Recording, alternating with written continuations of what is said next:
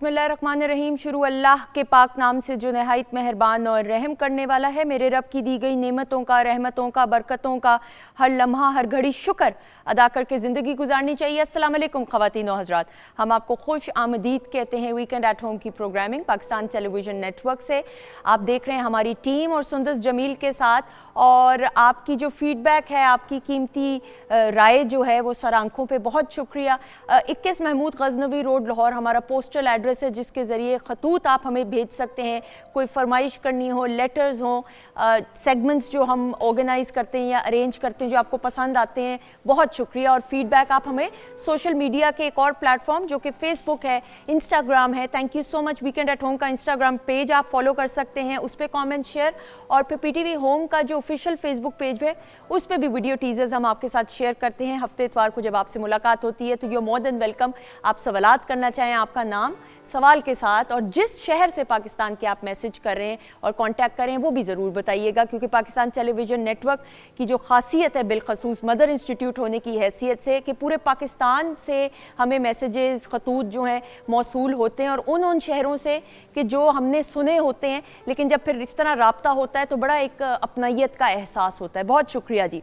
ख़वातीन हज़रात, हम ये देखते हैं कि हर इंसान की ज़िंदगी में, मुझे ऐसा लगता है ज़ाती तौर पे, हर इंसान की ज़िंदगी में गोल्स एंड एम्बिशन ज़रूर होने चाहिए। यानी आपकी अपनी कोई डेस्टिनेशन ज़रूर होनी चाहिए, कोई मंजिल होनी चाहिए।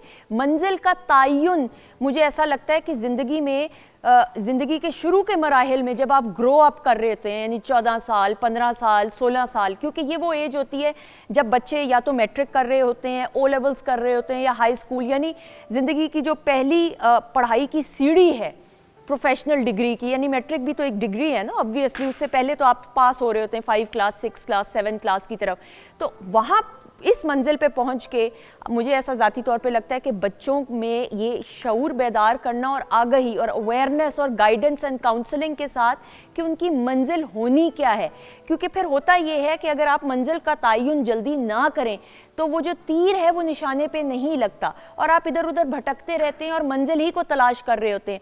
तो हमारे यहाँ ये बहुत ज़रूरी है कि बच्चों को ग्रोइंग एज में ही ये बता देना चाहिए और उनका एप्टीट्यूड भी देखना चाहिए कि किस तरफ है, साइंस की तरफ है, आर्ट्स की तरफ है। अब तो इतने प्रोफेशंस आ चुके हैं, आप यकीन जाने। एक दौर ऐसा था when I was growing up, ये दौर कोई ज़्यादा पुराना दौर भी नहीं है, बट ऑब्वियसली हमेशा से ये रहा है पेरेंट्स का कि बच्चे डॉक्टर बन जाएं या गवर्नमेंट सर्विस में आ जाएं, जो कि बहुत रिस्पेक्टेबल प्रोफेशन है। मेरे अपने बहन भाई सारे डॉक्टर्स हैं, लेकिन वक्त के साथ साथ अब इतने प्रोफेशंस आ गए हैं जिनको बाइज्जत तरीके से आप संभाल भी सकते हैं और आप अपना नाम और मकाम भी बना सकते हैं। तो खुदारा प्लीज़ बच्चों के साथ जो कम्युनिकेशन है उसको बहाल करने के लिए उनके दोस्त बनिए और उनकी मंजिल का तयन जल्द अज जल्द कीजिए ताकि वो खुदा न खास्ता भटके ना। अच्छा जी, मैं इस हवाले से इसलिए बात कर रही हूँ क्योंकि आज आपकी मुलाकात पहले सेगमेंट में सादी अरशद साहिबा से होगी, और सादी अरशद साहिबा के आज सेगमेंट में हम इसी हवाले से गुफ्तगू करेंगे कि एक तो मंजिल का तयन किस तरीके से। हम आज सितारों के हवाले से नहीं बात करेंगे क्योंकि सादी अरशद साहिबा की प्रोफाइल बहुत तवील है माशाल्लाह से। इनका एक एक्सपर्टी एरिया नहीं है, बहुत सारे हैं। तो she is an NLP trainer as well. तो मैंने कहा कि थोड़ा सा ज़रा ऑरा के हवाले से और यही कम्युनिकेशन के बारे में बात करते हुए और ख़ुद का ऑरा कितना पॉजिटिव रखना है, किस तरह रखना है ताकि आप पॉजिटिव सोच सकें, ये तमाम बातें जानेंगे। अस्सलाम वालेकुम। वालेकुम अस्सलाम। कैसी हैं आप? अल्हम्दुलिल्लाह, हमेशा की तरह बिल्कुल ठीक। थैंक यू सो मच, बहुत शुक्रिया। मेरे सामने मौजूद हैं बहुत ही खूबसूरत आवाज़ की मालिक, और हमने जब मैडम को बिलखसूस सुनना होता है, ट्रिब्यूट पेश करना हो, तो फिर एनी को ज़रूर हम बुलाते हैं। और पाकिस्तान टेलीविज़न नेटवर्क के मुख्तलिफ प्लेटफॉर्म्स और प्राइवेट चैनल्स पे भी आप इनको परफॉर्म करते हुए देखते हैं। हमारे साथ मौजूद हैं बहुत ही टैलेंटेड, बहुत ही प्यारी एनी खान। अस्सलाम वालेकुम। वालेकुम अस्सलाम, कैसी हैं आप? अल्लाह का शुक्र, दुआएं। कैसी हैं आप? मैं बिल्कुल ठीक ठाक अल्हम्दुलिल्लाह, थैंक यू सो मच। आपका शुक्रिया, बहुत शुक्रिया। किचन में शेफ़ अनम मौजूद हैं, बहुत ही प्यारी, और चावल मुझे नज़र आ रहे हैं, मुझे सलाद नज़र आ रही है। ज़रा वेलकम पहले करते हैं जी। अस्सलाम वालेकुम। वालेकुम अस्सलाम। और आज हम बनाने जा रहे हैं बेसिकली ग्रेप फ्रूट और ऑरेंज ड्रिंक बनाएंगे। हाँ। उसके साथ हम बनाएंगे vegetable chowmein, okay, Mongolian chicken, साथ में गार्लिक फ्राइड राइस। चाउमीन बगैर चिकन के कितना उदास सा लगेगा, नहीं? मैंने कहा ज़्यादा चिकन हो रहा है ना। भाई हमारे यहाँ बड़ा होता है, मैं सच कह रही हूँ कि नहीं, कि मेरी हमारी एक जानने वाली है, उनके सामने इसी तरह ही हमने वेजिटेबल चाउमीन रखा था, इसलिए मुझे आज 4 साल पुरानी बात याद आई। उनका बेटे चिकन किधर है? मैंने कहा नहीं चिकन तो नहीं। वो किधर है? बीफ। मैंने कहा बीफ। श्रिम्प होगा। मैंने कहा नहीं वो भी नहीं। मैंने कहा बस सब्जियां हैं, बस खाएं आप चुप करके। तो लोग बड़े जज्बाती कॉन्सेप्ट नहीं है ना। हाँ, बगैर चिकन के हम लोग वेजिटेबल्स को, हालांकि वेजिटेबल्स खाना इट्स वेरी हेल्दी। बिल्कुल बिल्कुल ऐसा ही। अच्छा जी, आप बनाना शुरू करें। बिल्कुल। और उसके बाद रेसिपी की तरफ बढ़ेंगे। अच्छा जी, सादिया जी, जी जी, now you being an NLP trainer, जी एक तो थोड़ा सा मुख्तसरन ये बताते हुए कि NLP का मतलब क्या है, और फिर हम टॉपिक की तरफ इट बढ़ेंगे। Stands for neuro linguistic program. हमारी जो 5 सेंसेस होती है, इसको किस तरह से हम लैंग्वेज में ला के हम किस तरह से इसको ट्रेन कर सकते हैं। बेसिकली अगर सादी ज़ुबान में बताओ ना, it's how to train your brain. Excellent, बिल्कुल ठीक सही। है, तो सादी ज़ुबान में बता रही हूँ ताकि हर कोई समझ सके, अंडरस्टैंड कर सके कि हम अपने ज़िंदगी के मुख्तलिफ मराहिल में जिस वक्त होते हैं और लोगों को डील, सबसे पहले होता है अपने आप को डील कैसे करना है, फिर होता है कि हम अपनी ज़िंदगी में मुख्तलिफ लोगों को जब हम मिल रहे होते हैं, अपने फैमिली मेम्बर्स को हो, प्रोफेशनल लाइफ में हो, कहीं पे भी हो, तो कैसे डील करना है। बिल्कुल सही। सबसे ख़ुसूसी तौर पे जो एक बात करूँगी यहाँ पे, अपने आप को कैसे डील करें, तो एक लाइन में बात करूँगी, love your self, respect your self. मोहब्बत के साथ साथ अपनी रिस्पेक्ट भी कीजिए ताकि दूसरे आपकी रिस्पेक्ट करें। बिल्कुल। अक्सर लोगों में आपने रवैया देखा होगा कि वो अपनी रिस्पेक्ट नहीं करते, यार मैं क्या करूं, मुझे मर जाना चाहिए। अक्सर आपने वर्ड सुने होंगे, एक्सट्रीमिस्ट बिहेवियर होता है, या छोटी छोटी बातों पे जब वो दिल बर्दाश्ता होते हैं तो वो साथ ही अपने आप को कोसना शुरू कर देते हैं। तो ये रवैया ख़त्म कर एकदम से नहीं हो सकता है। जाहिर है इसको डेली जब हम किसी भी क्लाइंट को या किसी को भी डील कर रहे होते हैं तो आहिस्ता आहिस्ता ये रवैया उसका ख़त्म किया जाता है। ये एक डेली प्रैक्टिस होती है या बार बार किसी को, लेकिन अपने अपने घरों में हमें ये माहौल को सबसे पहले ख़त्म करना होता है। बिल्कुल सही। अच्छा, इसमें अपने आप से मोहब्बत करना, अपने आप को इज्जत देना, ये बड़ा ज़रूरी है। इसमें कलर्स का, आपके आसपास जो इन्वायरमेंट है, हम बड़े बड़े होटल्स में जाते हैं या रेस्टोरेंट्स में जाते हैं, तो एकदम से जब आप एंटर होते हैं ना किसी भी बड़े होटल में या रेस्टोरेंट में, तो एक बड़ा इन्वायरमेंट, खुशबू बड़ी खूबसूरत होगी, जो सीनरी होगी देखने में, चाहे सोफ़े वही होंगे जो हमारे घर में भी हैं, लेकिन जिस तरीके से अरेंज होते हैं, तो कलर थेरेपी का कितना इसमें बेसिकली ओवरऑल ऑरा होता है। आपने लाइट भी देखी होगी, आपने उसमें कलर भी देखे होंगे, आपने उसमें फ्रेग्रेंस जिसको खुशबू कहते हैं, ओवरऑल हर चीज़ ही होती है। तो ओवरऑल हर चीज़ ही मैटर कर रही होती है। आप जब किसी से मिलते हैं, उसकी पर्सनैलिटी, हर चीज़ को बेसिकली आपने देखा होगा, एक नीटनेस होती है, क्लीन। आपका घर जितना भी सादा हो, उसको सबसे पहले तो साफ़ सुथरा रखें। फिर उसके बाद जब हम रंगों की बात करते हैं तो अच्छे प्लेजेंट कलर को यूज़ करें। अब लोग कहते हैं जी प्लेजेंट कलर क्या है, तो लाइट कलर्स को यूज़। फॉर एग्जाम्पल आप ऑफ वाइट, जब हम घरों की दीवारों की बात करते हैं, आपने अक्सर घरों में देखा होगा बहुत डार्क कलर्स की होती है, डार्क टोन्स होते हैं। या आजकल एक बड़ा फैशन है कि जी मेरा कमरा ब्लैक होना चाहिए। अब ब्लैक कलर के कमरे में कोई बुराई नहीं होती है। बिल्कुल नहीं होती। सबसे पहले तो मैंने अक्सर इसी प्लेटफॉर्म पे कई दफ़ा बात की है कि ये एक मिथ है कि काला रंग, खुदा ना खास्ता इसको एक बड़े नेगेटिव लफ्ज़ों में इसको बोला जाता है, ऐसा हरगिज़ नहीं है। ब्लैक कलर समटाइम्स नेगेटिविटी को एब्जॉर्ब भी करते हैं। कुछ लोगों के लिए ब्लैक कलर बहुत अच्छा भी होता है, लेकिन that's depend, person to person vary कर रहा होता है कि किसके लिए ब्लैक कलर अच्छा है। अच्छे कलर्स में चलिए मैं एक ओवरऑल अगर बात करूँ तो ग्रीन कलर को यूज़ कीजिए, ब्लू कलर को, ब्लूज़ को यूज़ कीजिए, सूदिंग कलर्स हैं। लाइलक कलर को यूज़ कीजिए, ये सूदिंग कलर्स हैं। फिर वाइट को यूज कीजिए, ये मैं आपको न्यूट्रल कलर्स की बात, ये न्यूट्रल कलर्स है जो कि हर कोई इस्तेमाल कर सकता है। और ये पहनने ओढ़ने में या कर्टन्स की सूरत में, सोफे के कपड़े की सूरत में। और अब मैं ये भी नहीं कह रही कि अगर आप अपने घरों में है तो आप अचानक सोचे कि हमें ये सब कुछ चेंज करना है। कुछ छोटा भी ऐसा कर सकते हैं आप वाजिस की शक्ल में, ठीक है, आप किसी भी ये छोटी छोटी कुशन्स हैं, आपको एक आधा रख लें, और कोशिश कीजिए कि हमेशा ग्लास की शक्ल में, जिस ट्रांसपेरेंट जो जिसमें से हम कहते हैं रोशनी निकलती हो, उस शक्ल में इसको रखिए। और ख़ास तौर पे जो बच्चे अपनी एजुकेशन में जिनको कंसंट्रेट करने में प्रॉब्लम होती है, वो लोग ख़ास तौर पे ब्लू कलर को यूज़ करें। बिल्कुल ब्लू अच्छा कलर होता है। ये मैं ओवरऑल सबके लिए बता रही हूँ, सबके लिए सही। जिन बच्चों को प्रॉब्लम होती है, और फिर जिन लोगों को प्रॉब्लम होती है अपनी ईटिंग हैबिट्स को, जो लोग ठीक नहीं कर पा रहे होते या फौरी तौर पे जिनको, वो ग्रीन कलर को यूज़ करें। ये मैं कलर्स के हवाले से बात बिल्कुल कर रही ठीक। हूँ। लेकिन यहाँ पे मैं एक और टॉपिक जिसके ऊपर बात करना चाहूँगी, जब आपके घर में आपको लगे ना कि किसी को प्रॉब्लम है, कोई बच्चा आइसोलेशन में है, तन्हाई में बैठता है, तो हम लोग उसको तवज्जो नहीं देते। बिल्कुल ठीक है। ये एक बहुत बड़ा प्रॉब्लम है। ठीक है।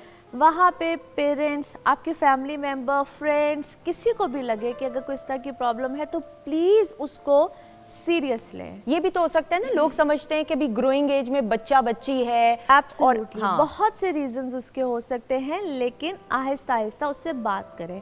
अगर आपको लगे कि वो किसी भी तरह से आपको इग्नोर कर रहा है, आपको ऐसे एक्सक्यूजेस दे रहा है कि मुझे कोई प्रॉब्लम नहीं है, कुछ भी नहीं है, तो प्लीज़ उसको काइंडली किसी प्रोफेशनल के पास ले जाइए। बिल्कुल सही। किसी प्रोफेशनल के पास जाना, आजकल हमारे यहाँ ये कि बहुत बड़ी प्रॉब्लम है कि अगर आप किसी प्रोफेशनल के पास जाते हैं तो समझा जाता है कि पता नहीं, हम खुद से ही एक एग्ज्यूम कर लिया जाता है कि हमारा बच्चा खुदा ना खास्ता एक साइकोलॉजिकल है या इसको कुछ हो गया है, या डिफरेंट तरह। और बेटियों के मामले में तो और ज्यादा लोग केयरफुल होते हैं कि भाई किसी को पता ना चले कि प्रोफेशनल काउंसलिंग के पास जा रही है, काउंसलर के, कि भाई साइकोलॉजिकल इसको प्रॉब्लम है, अल्लाह ना करे बाद में रिश्ते में प्रॉब्लम ना हो, अल्लाह ना करे। हाँ। तो ये बड़ी गलत है। एक सुनते सौ और बहुत बड़ा अलमिया है हमारे यहाँ ना, बड़ी जल्दी ले जाते हैं, इसके ऊपर कुछ हो गया, हाँ, इसके ऊपर कोई जादू हो गया, इसके ऊपर कोई टूना हो गया। ये सबसे पहले किसी और कुछ नहीं सोचता, सबसे पहले तो ये बात सोचिए आपके घर का कोई करीबी रिश्तेदार ये सबसे पहले बस ये जादू कर देता गया है। ये सबसे पहले जो है ना,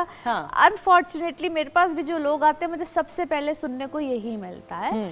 तो मैं प्लीज सबको बार बार रिक्वेस्ट करूंगी कि सोचने का एक एंगल फिक्स ना कर लिया करें। डिफरेंट प्रॉब्लम्स होते हैं, डिफरेंट साइकोलॉजिकल प्रॉब्लम्स होते हैं, जिनको फिगर आउट करना इम्पॉर्टेंट होता है।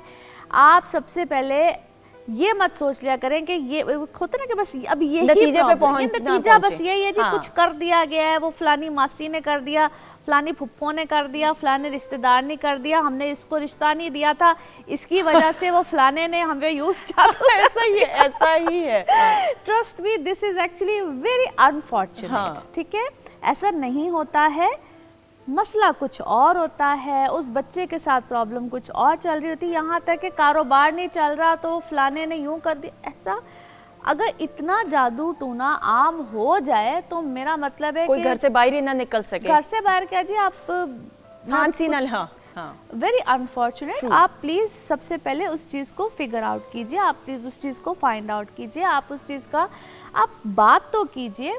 हमें मेंटली मैच्योर होना पड़ेगा, हमें मेंटली इन चीज़ों को समझना पड़ेगा, हमें इन चीज़ों को, और ख़ुद हम बड़े जो हैं, अगर हम बड़े इस तरह की बच्चों वाली हरकतें करेंगे तो फिर बच्चे कहाँ? बिल्कुल सही। सादी, आपके पास जो फिर आते हैं NLP के सेशंस के लिए, तो जो बच्चे हैं बिलखसूस, जो एक कम्युनिकेशन गैप नज़र आता है, फिर बच्चों को क्या आप कहती हैं? एक तो हो गया ना कि अपनों की तरफ से माँ बाप या घर के जो बड़े हैं उनकी तरफ से एक पहला कदम, लेकिन बच्चे जो सफ़र कर रहे हैं, आइसोलेशन का शिकार हैं, उनको भी कोई मशवरा देती हैं आप?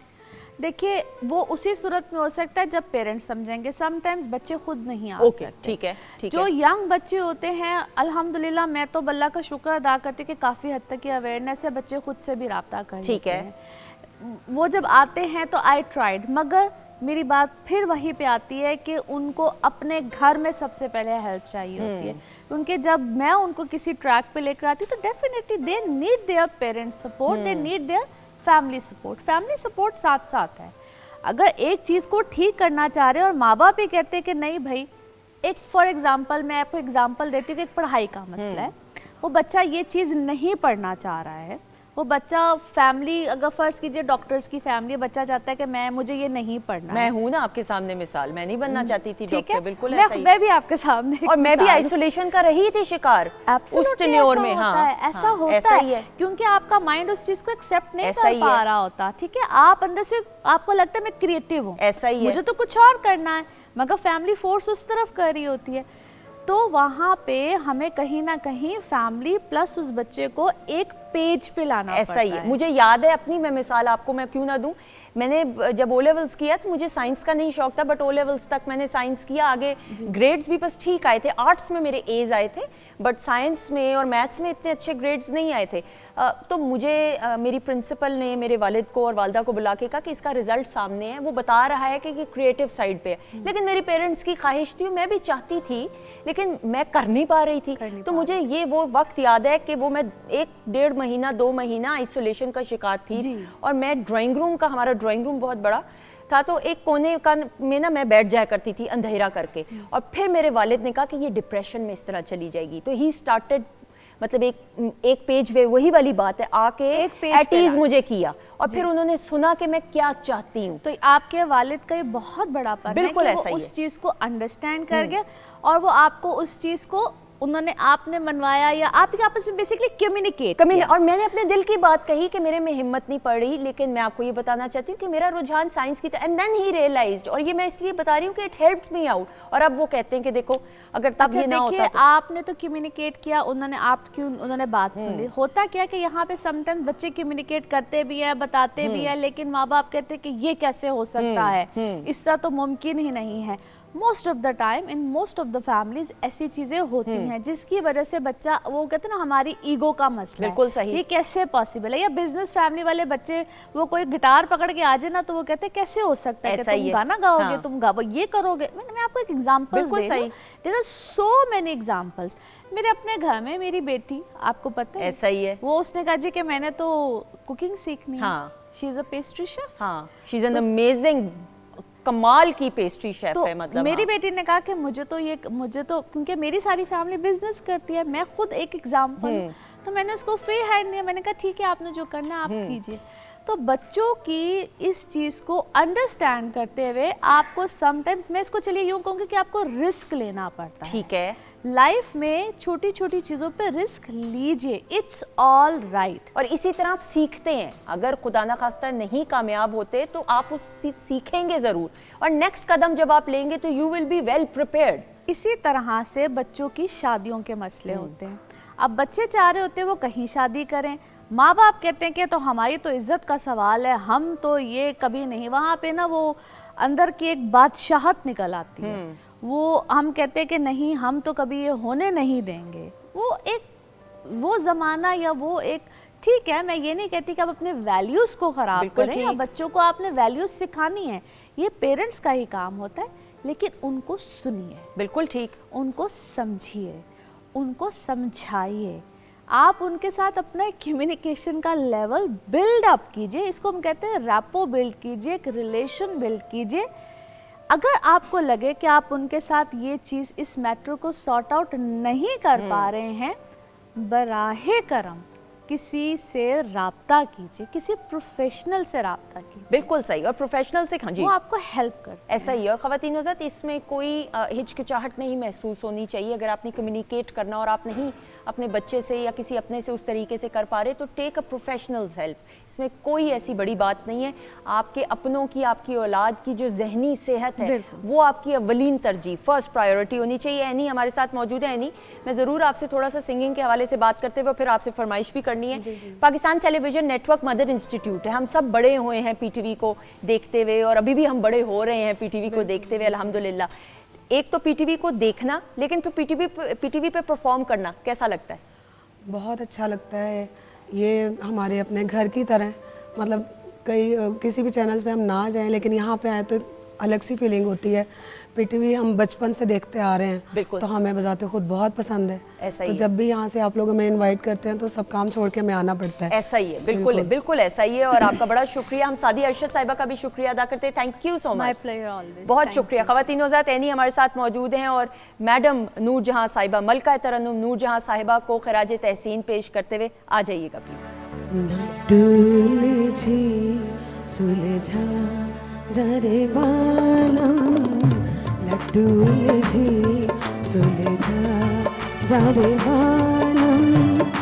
मैं न लगाऊंगी हाथ रे, चांद से मुखड़े पे नागुन जुल्फ़ मुखड़े पे नागन जुल्फे, चाहे डसे सारी रात रे, अकेले जी सुलझा जा रे बालों।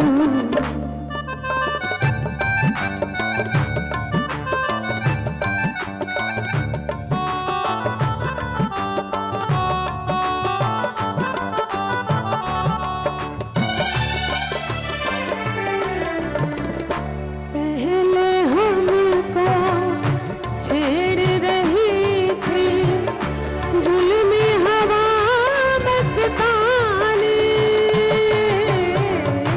पहले हमको छेड़ रही थी जुल्मी हवा मस्तानी, मन की बत्तियाँ लिखने बैठी, मन की बत्तियाँ लिखने बैठी, जल गई ये दीवानी, बैरन लटका तोड़ सकेगी, बैरन लटका तोड़ सकेगी, तेरा मेरा साथ रे, अकेले जी सुलझा जा रे बालों।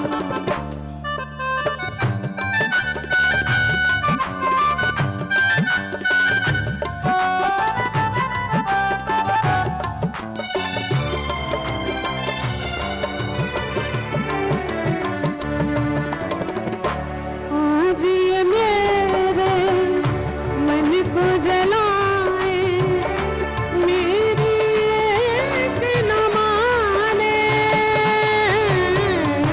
आज ये मेरे मन को जलाए, मेरी एक न माने, कल ये तेरे बस में होगी, कल ये तेरे बस में होगी, बावरी ना जाने रे, इस नटखट को सौ बल देना, इस नटखट को सौ बल देना, आए जो तेरे हाथ रे, अकेले जी सुलझा जा रे बालों।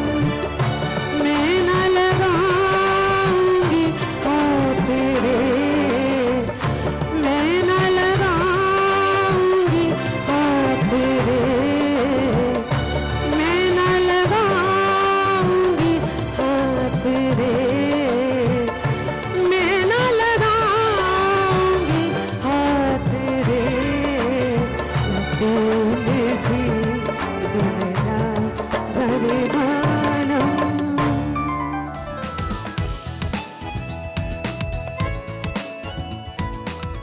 जी ख़वातीन नौज़ात, हम आपको खुश आमदीद एक बार फिर पीटीवी होम से weekend at home Pakistan television network Lahore centre से आप देख रहे हैं। और ये किचन हमें मालूम है शेफ़ अनम भी मौजूद हैं। शेफ़ अनम जो हैं इस तरह से अपनी मौजूदगी का एहसास करवाती है। क्यों अनम? एक्चुअली मैं चम्मच निकाल रही थी और उसके अंदर इतने ज़्यादा चम्मच, मैं बहुत कोशिश कर रही थी आराम आराम से निकले, मगर अब किचन है थोड़ा सा खड़क खड़क है ना। और जितना अच्छा वैसे मैं एक बात, डॉक्टर फरजीन मलिक साहिबा हमारे साथ मौजूद हैं, एनी खान प्रोग्राम के आगाज से मौजूद हैं। पहले डॉक्टर फरजीन मलिक साहिबा को वेलकम करते हैं। अस्सलाम वालेकुम। वालेकुम अस्सलाम। How are you? I am alright and how are you? बहुत शुक्रिया। And you look lovely red में। Thank you. Red is your colour. हर कलर खूबसूरत, लेकिन लाल ज्यादा मुझे लगता है कि चलो उभर अब के। आपने कहा है तो अब मैं हर प्रोग्राम में फिर रेडी कोशिश करूंगी पहनने नहीं अब ये नहीं, फिर लोग कहेंगे लोग कहेंगे सिर्फ फिर लाल रंग के छोड़े नहीं, ये नहीं। अच्छा, कभी कभी ठीक है जी, ठीक। अच्छा डॉक्टर साहब, मैंने देखा जितनी आप जनरल ये बात शेफ अनम की बात से जितना आप एहतियात करने की कोशिश किचन में करें ना, उतना ज़्यादा ही शोर मिचता है या कोई गड़बड़ हो जाती है। मुझे ऐसा लगता है आप जितना कॉन्शियस होते हैं ना उतना ज़्यादा। क्या कहेंगी आप? That's true actually. I think आपका जो कहते हैं ना कि जो सितारे हैं, if you make them work your way तो वो उसी तरह ही मूव कर जाते हैं। तो अगर आप जिस चीज़ से डर रहे हो तो फिर वो कई बार हो भी जाती है। जाती है। बट दैट डजंट मीन कि यू शुडंट बी केयरफुल। बिल्कुल बिल्कुल सही, and you should think positive. तो अनम आप पॉजिटिविटी के इतना साथ मुश्किल शाबाश, सवाल पूछा इस खातून चमचा ने आप मुझसे। निकालें और काम करें। अच्छा अनम, कहाँ तक मामलात पहुंचे? जी वेजिटेबल चाउमिन रेडी हो गया है, मंगोलियन चिकन रेडी हो गया है, बस मैं सिर्फ वेट कर रही हूँ कि गार्लिक राइस जैसे ही रेडी हो जाएंगे तो एक दफ़ा मैं हल्का सा उसको सौते करूँगी, उसमें ग्रीन अनियंस ऐड करूँगी, तो हमारा मंगोलियन चिकन जो है वो भी रेडी हो जाएगा और गार्लिक फ्राइड राइस भी रेडी हो गए। और यहाँ जो जूस मैंने रेडी किया है ग्रेप फ्रूट ऑरेंज जूस, वो भी रेडी हो गया। ठीक है, ये कैसे जूस बनाया आपने बेसिकली? ग्रेप फ्रूट्स लिए हैं, उसको हमने पील ऑफ कर लिया है, उसके बाद इसमें थोड़ा सा सॉल्ट है, इसमें लेमन जूस है, इसमें मैंने थोड़ा सा जो ऐड किया है शुगर ऐड किया, आप स्किप करके जो है स्टीविया वगैरह भी ऐड उसके अंदर कर सकते ठीक हैं है। और या हनी भी आप ऐड कर सकते हैं। शहद, आपने फिर हाँ। अच्छी तरीके से आइस डाल के ब्लेंड कर लेना है। ब्लेंड करने के बाद आपने जो है सिंपल ऑरेंज जूस अगर अवेलेबल है सीज़न में तो ठीक है, अगर नहीं है तो आपने डायरेक्टली ऑरेंज जूस ऐड कर देना है, अपने जो लिक्विड ऐड किया है बिल्कुल। उसके अंदर मिक्स करें और एंजॉय करें। सही। डॉक्टर साहब, बिफोर हम टॉपिक की तरफ बढ़े, your take on the drink. मैं वही अभी सोच रही थी कि this is a very good fat busting drink. हाँ। और वो लोग जो कि ग्रेप फ्रूट या खट्टे को या लेमन को टॉलरेट कर लेते हैं वो ये करें, लेकिन सुबह के वक्त निहार मुंह ना ही पिएं। ठीक। बेहतर है कि आप नाश्ता करते हुए इसको सिप करें। ठीक है। और कई लोग ये करते हैं कि ना सुंदस सुबह दोपहर शाम कर देते हाँ। हैं। वो भी ज्यादा भी नहीं करनी, जस्ट डू इट वंस और उसका आधा कप रखें। But it's a great drink by the way, very refreshing. यानी कि रिफ्रेशिंग और भी। सॉल्ट ना डालें अगर ब्लड प्रेशर का मर्ज हो तो। बिल्कुल ठीक, एक्सीलेंट। अच्छा जी डॉक्टर साहब, नाउ एक ऐसा टॉपिक जिसका बहुत सारे लोगों ने ईमेल के जरिए, लेटर्स और कुछ लोग मुझे मिले भी जिस तरह प्रोग्राम की फीडबैक देते हैं, तो बिलखसूस इस टॉपिक का बारे में कहा था कि इस पे भी बात करना बहुत ज़रूरी है, यूरिनरी ट्रैक इन्फेक्शन। ना ये कहने को बड़ा टर्मिनोलॉजी ऐसी है, यूटीआई जिसे हम कहते हैं, यूटीआई कहते हैं। इस इन्फेक्शन के बारे में थोड़ा सा बताते हुए कि ये होती कैसे है। अच्छा, ये पेशाब की इन्फेक्शन है और गर्मियों के दिनों में बहुत ज़्यादा हो जाती है। उसकी वजह ये होती है कि आपकी बॉडी डिहाइड्रेट कर रही होती है, ठीक है। और जितना हम गोश्त खाते हैं या जितना हम एसिडिक चीज़ें लेते हैं, जैसे अभी जो अनम ने जूस बनाया है, दैट्स मोर लाइक एसिडिक। बिल्कुल ऐसा ही है।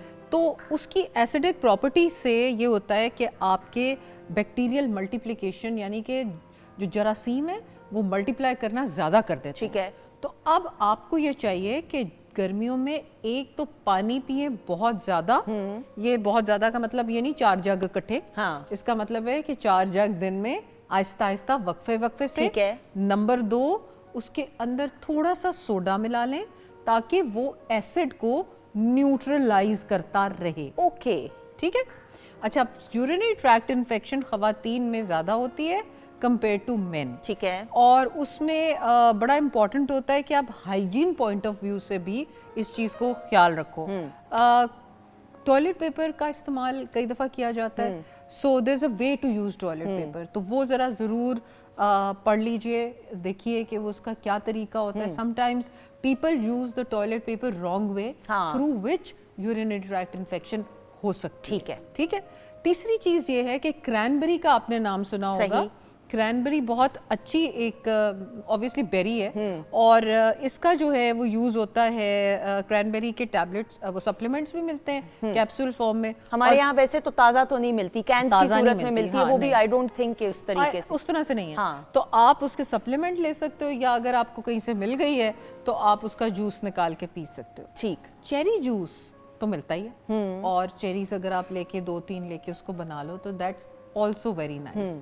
अच्छा, इसके अलावा मैं जो आपको एक बताना चाहती हूँ कि अक्सर लोगों की यूटीआई जो अक्सर होती रहती है गर्मियों में, या जिनको एक दफ़ा शुरू हो जाए ख़वातीन में ख़ास तौर पे, तो वो बैठ ही जाती है और वो होती है एक बैक्टीरिया के वजह से जिसका नाम होता है इकोलाई। ठीक है। आपने नाम सुना होगा, एस्चेरिशिया कोलाई। अच्छा, वो बहुत ही कोई ढीठ किस्म का बैक्टीरिया होता है। तो उसमें ये होता है कि उनको औरतों को बार बार इन्फेक्शन, बार बार थोड़ा सा ठीक होती हैं, फिर बेचारों को हो जाती है, फिर एंटीबायोटिक। उसमें ये करना होता है कि एक और चीज आई है, क्रैनबेरी विद डी मैनोज। ठीक है। डी मैनोज एक किस्म की शुगर टाइप चीज है जो कि आपकी बॉडी को इन्फेक्शन से, यूरिनरी ट्रैक्ट इन्फेक्शन से दूर रखती है। ऐसे लोग जिनको यूरिनरी ट्रैक्ट इन्फेक्शन हुई हो, खुदा का वास्ता है फिजी ड्रिंक्स ना यूज करें, ज्यादा शुगरी ड्रिंक्स ना इस्तेमाल करें और कॉफी और चाय से परहेज करें। शाबाश। शाबाश। ये शीशे में मैं अपने आप को हमेशा कहती हूँ कि कॉफ़ी और चाय से परहेज करो सुंदर।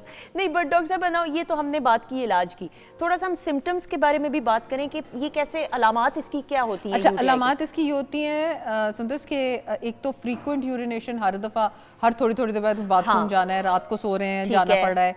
अच्छा, उसके बाद ये होता है कि कई दफ़ा आपको नहीं भी यूरिन आता लेकिन फीलिंग होती है ऑफ यूरिन। ऐसा ही है, जब यूरिन आता है तो बर्निंग मिक्सचरेशन उसको कहते हैं, जलन के साथ होता है। कमर के निचले हिस्से में दर्द होना या पेल्विक एरिया में जो निचला हिस्सा है पेट का, वहां पे दर्द होना या ऐसे फील होना कि जैसे बोझ है, ठीक है, टांगों का जो है उसके अंदर दर्द होना और नकाहत का हर वक्त रहना, खवातीन को कि that they feel drag down always, that is one of the main things जो कि कर सकती है। बिल्कुल सही। इसके टेस्ट रेगुलर क्या डॉक्टर्स प्रिस्क्राइब करते हैं? इसके तो वो यूरिन कंप्लीट एग्जामिनेशन बहुत सस्ता सा एग्जामिनेशन है, उसमें अगर पस सेल्स आ जाएं तो फिर डॉक्टर कहता है कि फिर आप कल्चर करवाओ जिसमें 2-3 दिन लगते हैं और उसमें आपको राइट एंटीबायोटिक पता लग जाती है। लेकिन जो सुमन जो बात है एक है कि मतलब जो संतोष जो होता है क्या उसको कहते हैं स्टोन्स, कई दफा किडनी स्टोन्स की वजह से बिल्कुल सही, गर्मियों में ज्यादा किडनी स्टोन्स होते हैं। एग्जैक्टली, बिल्कुल सही। वो लोग जिनका यूरिक एसिड हाई है उनको ज्यादा हो जाती है क्योंकि ऑब्वियसली उनके अंदर यूरिक एसिड स्टोन्स बनते हैं,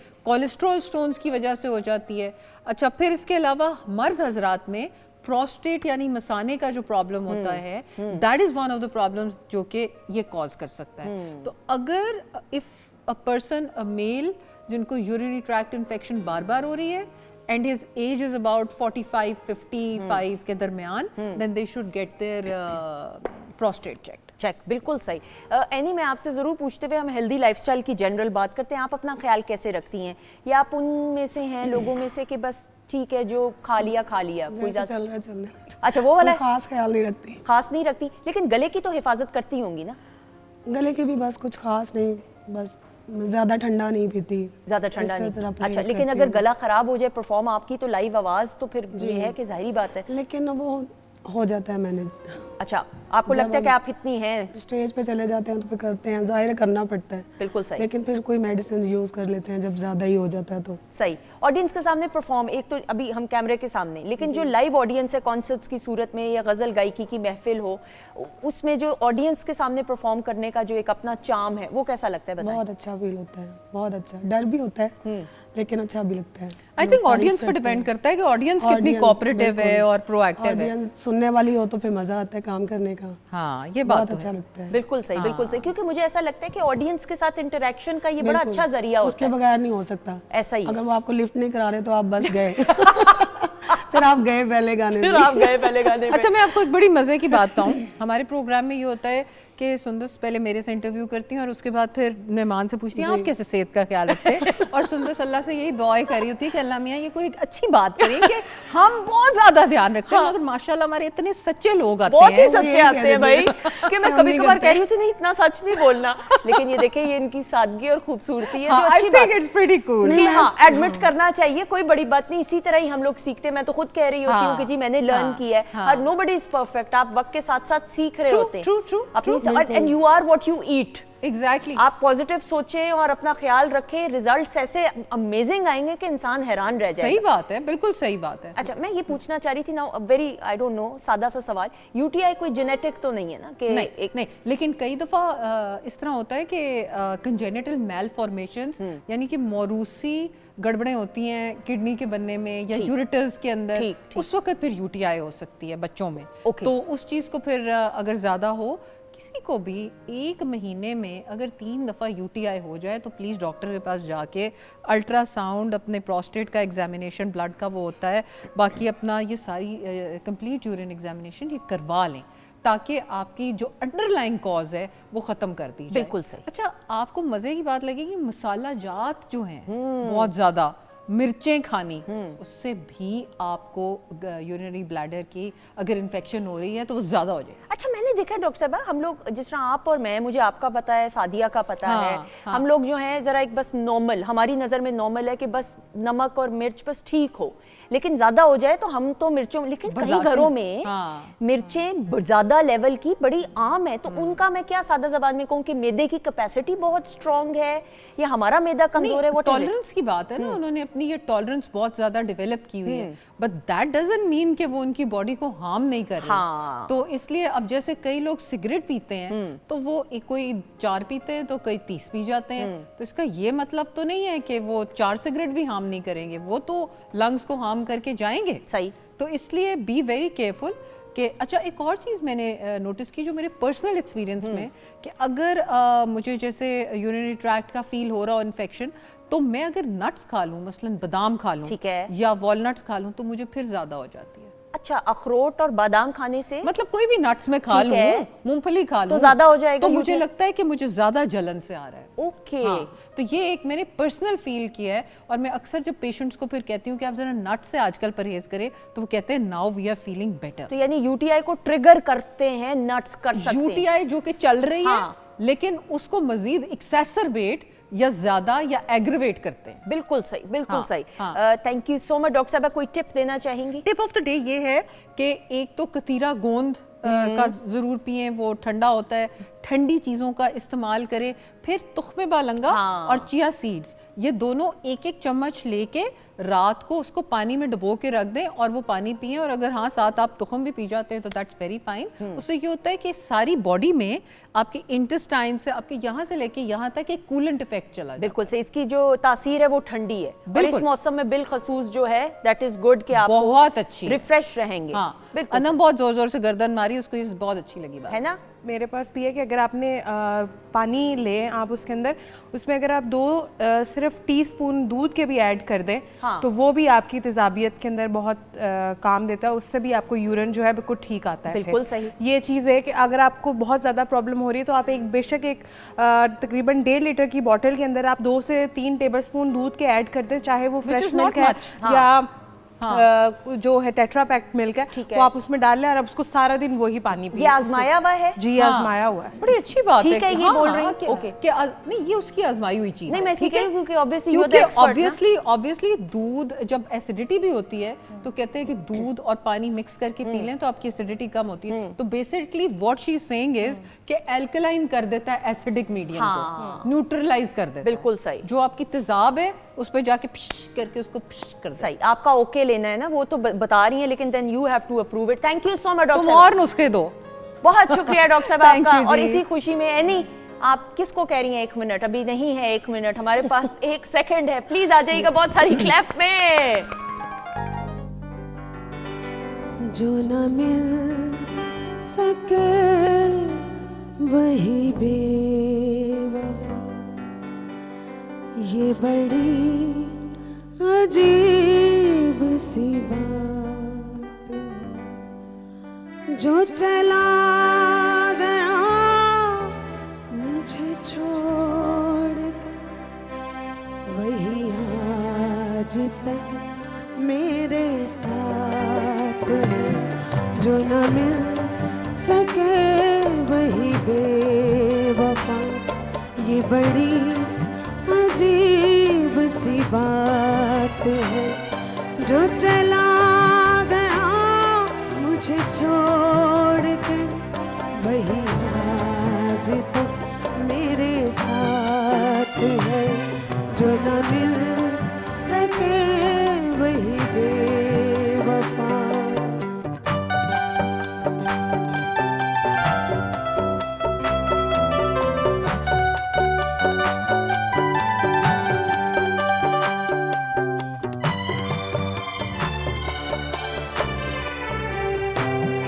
अरे प्यार लब पे गिला ना हो, ये किसी का नसीब है।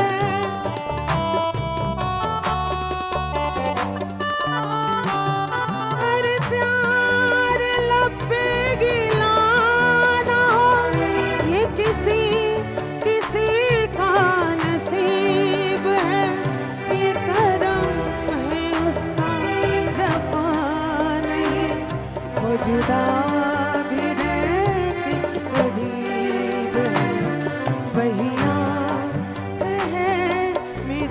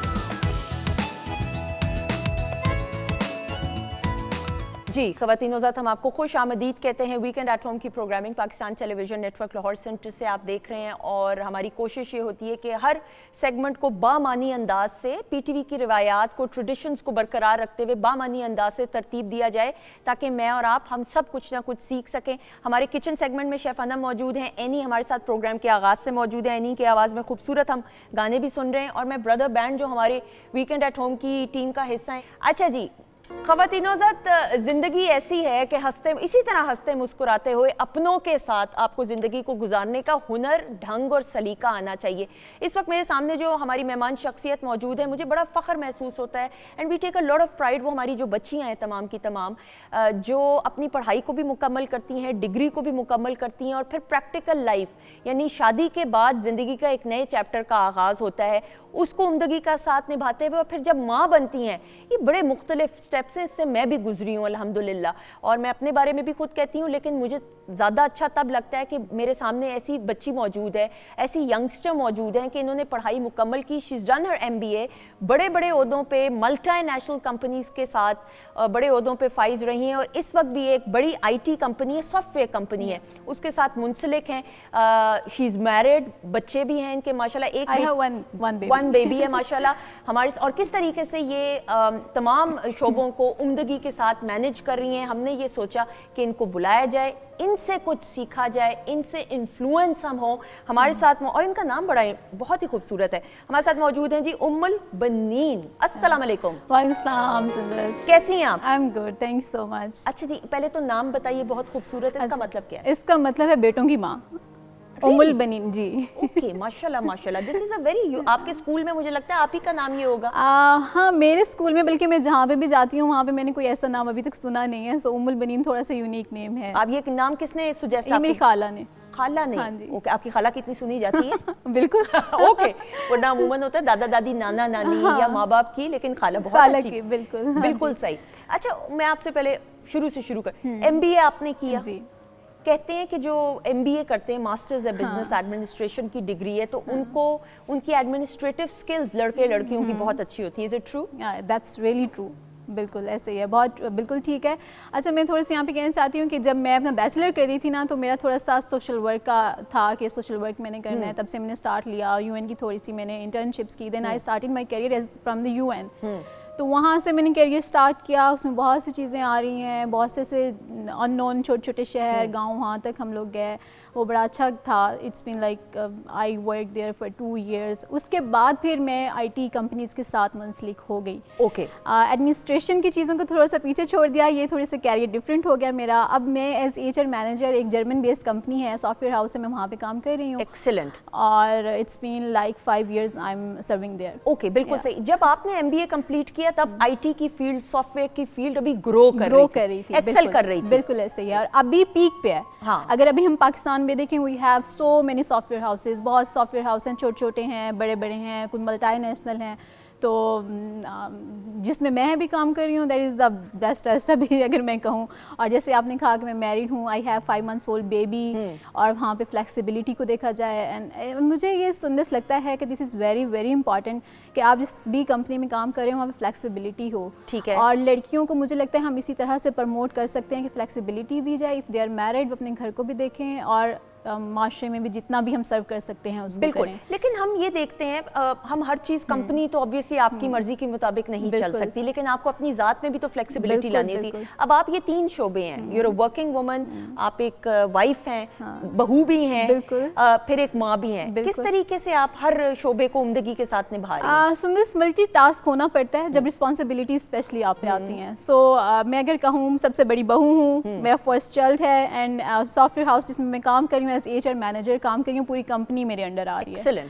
तो अब इन चीज़ों को ऑब्वियसली मुझे पता है कि मैंने प्रायोरिटाइज़ की होती हैं चीज़ें, कौन सी चीज़ मेरी प्रायोरिटी पे है, मेरा किड प्रायोरिटी पे है, यहाँ पे मेरा काम प्रायोरिटी पे है, मैंने कैसी चीज़ों को मैनेज करना है, वो मैंने थोड़ा सा इस तरह से अपने टास्क बनाए होते हैं कि what I have to do in morning, afternoon में क्या करना है, सेकंड हाफ में क्या करना है। तो वो इस तरह से चीज़ें अभी तक तो अल्हम्दुलिल्लाह मैनेज हो रही हैं। सही। मैंने देखा है कि कुछ लड़कियां हैं वो अब आला तालीम हासिल करती हैं, उनके पेरेंट्स जो हैं उनको उनकी डिग्री के लिए, उनको आला तालीम के लिए बाहर के ममालिक भी भेजते हैं। पाकिस्तान में भी खैर अब तो इतनी यूनिवर्सिटीज और इतने कॉलेजेस हैं कि जो कि मेरे ख्याल में इंटरनेशनल लेवल से कम नहीं है माशाल्लाह, और शादी के बाद भी उनके इन लॉज और शौहर जो होता है वो सपोर्टिव होता है। लेकिन कई मैंने बच्चियों को देखा है जो कहती हैं कि बस अब शादी के बाद हमने काम नहीं करना। काम जरूरी नहीं होता सिर्फ एक आपके रोजगार का जरिया हो, एक अकम्पलिशमेंट भी तो होती है ना कि अल्लाह ताला ने आपको इस काबिल बनाया, एक लाइक समझा है कि आप खुद कुछ अचीव कर सकें। उन बच्चियों के बारे में आप क्या कहोगे? सुनिए, मैं यहाँ पे एक पॉइंट ऐड करना चाहती हूँ। देखिए, आपके सब पेरेंट्स जो हैं वेल ऑफ नहीं होते हैं। हमारा जो हम पाकिस्तान की बात करें तो कुछ फैमिलीज ऐसी होती हैं जो पेरेंट्स खुद थोड़ा स्ट्रगल करते हैं, अपने बच्चों को पढ़ाते हैं ताकि कुछ आगे जाएं, उनसे अगली जो जनरेशन वो बेहतर हो। अब हमारे पेरेंट्स ने अगर हम पे बहुत ज़्यादा पैसा लगाया है, खुद को पीछे छोड़ के हमारे ऊपर इतना कुछ खर्चा किया है, तो वाई नॉट कि अगर मास्टर्स भी किया है या हमने बैचलर किया है, हम शादी करके घर क्यों बैठे? बिल्कुल सही। मुझे ऐसा लगता है कि फैमिलीज़ को सपोर्ट करना चाहिए, आपके स्पेशली इन लॉज को, और सबसे ज़्यादा सपोर्ट आपको वहाँ पे आपके हस्बैंड की होती है। बिल्कुल सही। मुझे ये लगता है कि जब आपकी शादी हो रही है, जहाँ पे भी आपका रिश्ता हो रहा है, प्रोसेस चल रहा है, तो वहाँ पे आप डिस्कशन करें, पहले उनको बताएं कि आपने ये पढ़ा हुआ है, आप परसू करना चाह रहे हैं, एक म्यूचुअल एग्रीमेंट होना चाहिए ना, जिद नहीं होनी चाहिए, अना का नहीं मसला होना चाहिए, और इस तरह से आप अपना करियर मुझे लगता है कंटिन्यू कर सकते हैं। बिल्कुल सही। अच्छा, शादी के बाद आप क्या समझती हो, मर्द औरत दोनों के लिए, लेकिन अभी हम एक लड़की के पर्सपेक्टिव से बात करेंगे। अना जो है, मुझे तो लगता है जिंदगी के हर स्टेज में, प्रोफेशनल कैपेसिटी में बात करें, इवन माँ के रिश्ते में भी बात करें, बच्चे के साथ आप एक किस्म का वो लफ्ज है आडा लगा लें, अना बीच में ईगो आ जाएगी, और फिर मियाँ बीवी का रिश्ते में इसमें क्या करना चाहिए? फॉर एग्जांपल, किसी टाइम मैं गुस्सा हूँ, मेरे हस्बैंड जो है वो मुझे सुन लें। फॉर एग्जांपल, किस टाइम वो गुस्सा है तो मैं उनकी सुन लूँ, मैं चुप हो जाऊँ। इसी तरह से मुझे लगता है हम काम डाउन अपने रिश्ते को लेके चल सकते हैं। अगर हम भी अड्डा लगा लेंगे, जैसे आपने अभी ये पॉइंट आउट किया, और वो भी लगा लेंगे, फिर वहाँ पे हमारी पूरी मैरिटल लाइफ कंप्रोमाइज हो रही है, सिर्फ हमारी नहीं, दो फैमिलीज़ की। अब दो फैमिलीज, अब हमारे पेरेंट्स बड़ी खुशियों से अपने बच्चों की शादी करते हैं, और अनफॉर्चुनेटली आफ्टर ईयर और 2 ईयर वो इस तरह की कोई चीज़ें आ जाएं, तो फिर हमसे ज़्यादा जो सफ़र करते हैं वो पेरेंट्स कर रहे होते हैं।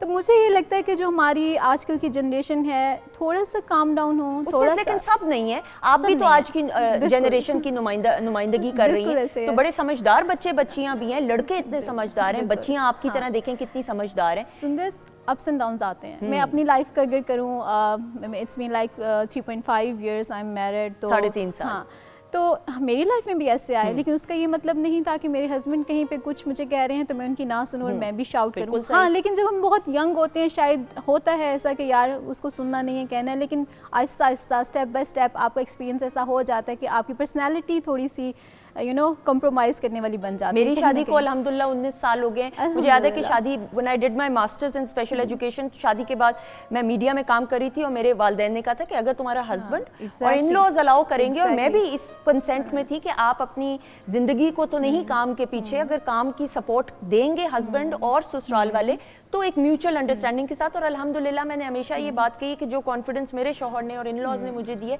इसी वजह से मैं आपके साथ काम कर रही हूँ। तो आपको बैलेंस करके और अंडरस्टैंडिंग होनी चाहिए। बिल्कुल ऐसे ही है। और मैं अगेन यही बात मैं भी यही कहना चाहती हूँ कि आज जो मैं जॉब कर रही हूँ, after baby it's very difficult, honestly. आपको एक तो दिल नहीं चाह रहा होता बच्चे को छोड़ के जाएं, छोटा सा बेबी है, छोटा बच्चा तो वैसे ही अटैचमेंट है। मैं सुबह उठती हूँ, सुंदर, मैंने प्रैक्टिस अब ये बना ली कि मैं 7 बजे उसको भी उठा देती हूँ, उसको फिर सारी चीजें करके फिर मैं उसे 8:30 बजे तक सुला देती हूँ, ताकि 9 बजे जब मैं ऑफिस जाऊँ तो वो सो रही हो। अभी तो उसकी स्कूल की रूटीन शुरू होगी, तो पता चलेगा आपको। 2-3 इयर्स ऑब्वियसली आई सी कि वो कैसे करने हैं, लेकिन इसमें सबसे ज्यादा जो इम्पोर्टेंट रोल है ना, वो मेरे हस्बैंड का है और मेरे इन लॉज का है। सही। वो जितना मुझे सपोर्ट करें, शायद मैं अगर खुद होती तो मैं इस तरह से चीजें ना कर पाती। आपको क्या लगता है, आप में माशाल्लाह I can see that confidence, ये जो कॉन्फिडेंस है आपको इन लॉज की तरफ से तो है, लेकिन जो पढ़ाई है, डिग्री मुकम्मल की, उससे भी आपको मिला, फिर जब आपने काम किया उसकी वजह से भी?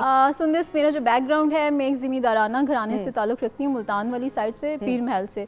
वहाँ पे ज़्यादा बेटियों को इतना पढ़ाया नहीं जाता, लेकिन अल्हम्दुलिल्लाह मेरे पेरेंट्स ने मुझे पढ़ाया, तो मुझे जो कॉन्फिडेंस वहाँ से मिला ना मेरी पढ़ाई से, मैंने बाहर के टूर्स भी किए, मल्टीनेशनल कंपनीज में भी काम किया, तो मे भी अगर मैं इतना पढ़ी लिखी ना होती, मेरी शादी हो, तो मेरे में इतना कॉन्फिडेंस ना होता, या मैं कन्विंस ही ना अपने लॉस को कर पाती कि मैंने जॉब करनी है। सही। और मुझे ऐसा लगता है कि जब आप अपनी फील्ड में सक्सेसफुल हैं, तब ही आपके अंदर से भी एक आपको मोरल हाई होता है, आप तभी दूसरे अपनी फैमिली को भी कन्विंस कर पाते हैं कि you have to do this. सही। तो मेरे ख्याल में education is very very important. अच्छा, लेकिन मेरा यहाँ पे ये मेरी जाती राय है, पढ़े लिखे होना और बाशऊर होना ये दो Huge मुख्तलिफ difference, चीजें हैं। बिल्कुल ऐसे आप ये नहीं कह सकते कि आपने डिग्री ले ली तो आप बाशऊर भी हो गए। बड़े बड़े ऐसे लोग हैं जिनकी नहीं भी डिग्री मुकम्मल, वो बड़े बड़े PhD लोगों से और आला तालीम याफ्ता से ज्यादा बाशऊर होते हैं। बिल्कुल ऐसे ही है, बिल्कुल ऐसे बहुत सी एग्जांपल्स हमें ऐसे मिलती हैं। आप फॉर एग्जांपल, मैं कहीं भी काम कर रही हूँ, आई नो, मैं आपको एग्जांपल देती हूँ, मेरे जो ऑफिस बॉयज़ हैं और मैं किसी बहुत बड़े पढ़े लिखे बंदे से मिलूँ तो मुझे वहाँ पे भी थोड़ा बहुत कभी ना कभी डिफरेंस फील हो रहा होता है, उनकी थॉट्स में, उनके सोचने का क्या तरीका है, किस बात करने का, सबसे आप किसी को रिस्पेक्ट कैसे दे रहे हो। अच्छा सुंदर, ये चीज़ भी है, फॉर एग्जांपल कुछ लोग हैं बहुत पढ़ लिख जाते हैं, स्पेशली लड़कियों में मैंने समटाइम्स कभी मुझे ऐसा लगता है कि सुपीरियर समझना जब हम शुरू कर देते हैं, सुपीरियरिटी कॉम्प्लेक्स का शिकार होना, मुझे लगता है वो हमें थोड़ा सा रिड्यूस करना चाहिए, इक्वल होके चलना चाहिए, एवरीबडी इज़ इक्वल। और जहाँ अगर हमने इतनी एजुकेशन ले ली है तो ऑब्वियसली अगला बंदा भी तो किसी न किसी ओहदे पे है या वो भी किसी स्टेज से गुजर के वहाँ पे आया है।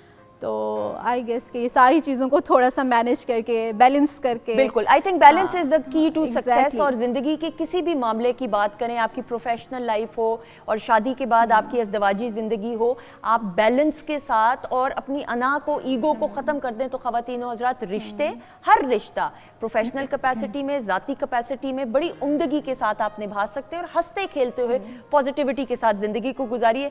हम आपका शुक्रिया अदा करते हुए जीते रहें, खुश रहें। Thank you so much. I love your smile. Thank you, Keep smiling. thank you. आपके मियाँ तारीफ करते हैं? बहुत ज़्यादा। गुड। अब बाद में पूछूंगी क्या क्या तारीफ करते हैं। ठीक है, thank you so thank you much. so much, बहुत thank शुक्रिया। you. ख़वातीनों के साथ बातचीत का सिलसिला जारी है, लेकिन इस वक्त एनी हमारे साथ मौजूद है। एनी, आपकी भी स्माइल बहुत प्यारी है, लेकिन उससे ज़्यादा आवाज़ खूबसूरत है, तो आ जाइएगा so बहुत much. सारी क्लैप में।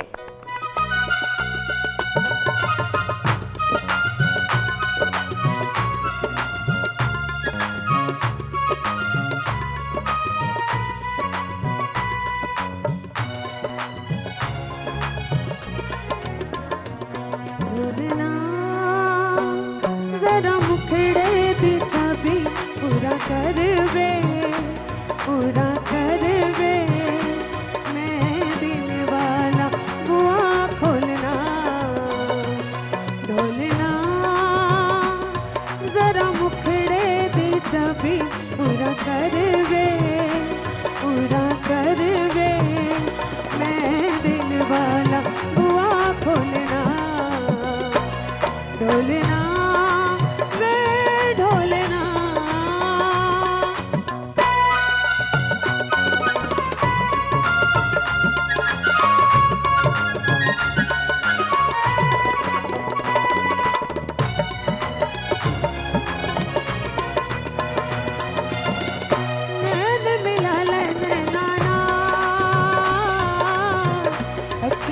पूछना है अखियां दा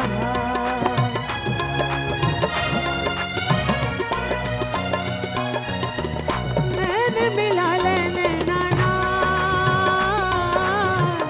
अखियां ने पूछना है अखियां दा ढोलना। नैना नैना दी खाली झोली भरे वे, झोली भरे वे,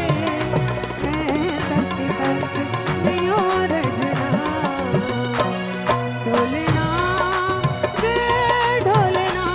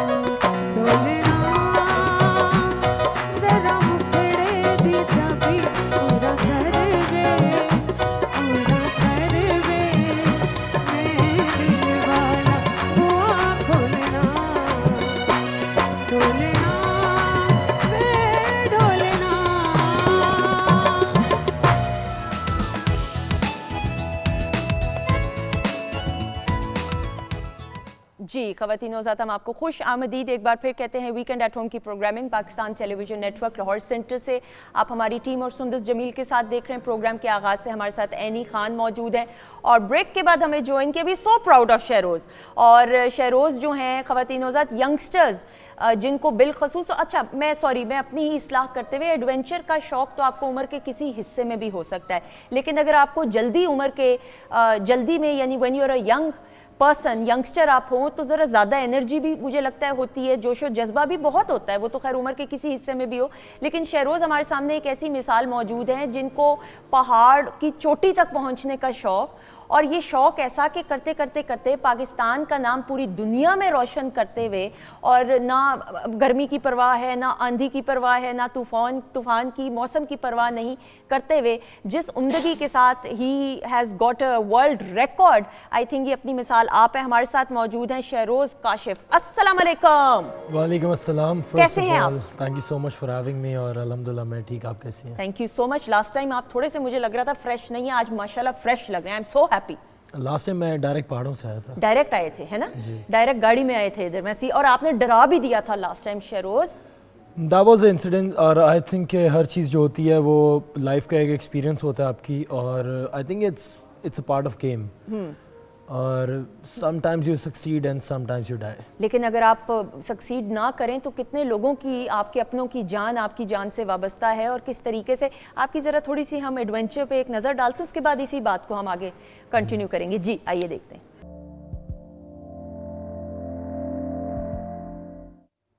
ख़वातीन हज़रात, हमारे साथ मौजूद हैं शहरोज़ काशिफ साहब, और इनसे गुफ्तगू करने से पहले, गुफ्तगू तो हम करें लेकिन मेरी टीम ने, और ये जो मैं ऑफर तारीफ़ करूँगी, जिस उम्दगी के साथ इन तमाम यादगार लम्हात को कैप्चर किया पैकेज की सूरत में, मैं चाहती हूँ एक क्लैप हो जाए बड़ी उम्दगी के साथ।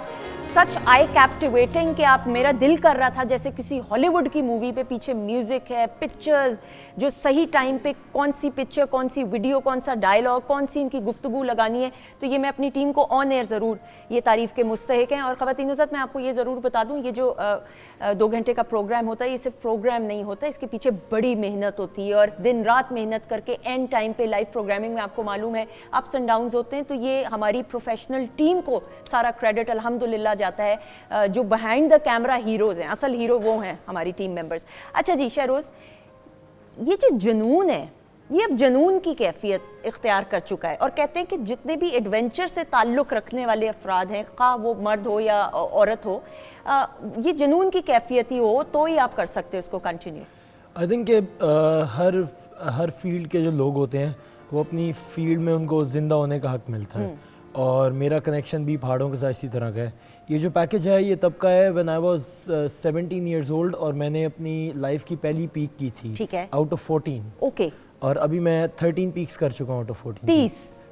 13 दुनिया में 14,000 की चोटियाँ, जिसमें से मैं 13 कर चुका हूँ, और अभी मैं 14वीं के लिए ही गया था, लेकिन चाइना ने हमें परमिट नहीं दिया उसके लिए। ठीक है। तो कहाँ जाना था आपने? चाइना में। चाइना में जाना। आखिरी 2 जो हैं वो चाइना में हैं, 7 नेपाल में हैं, और बाकी 5 पाकिस्तान के अंदर हैं। ओके।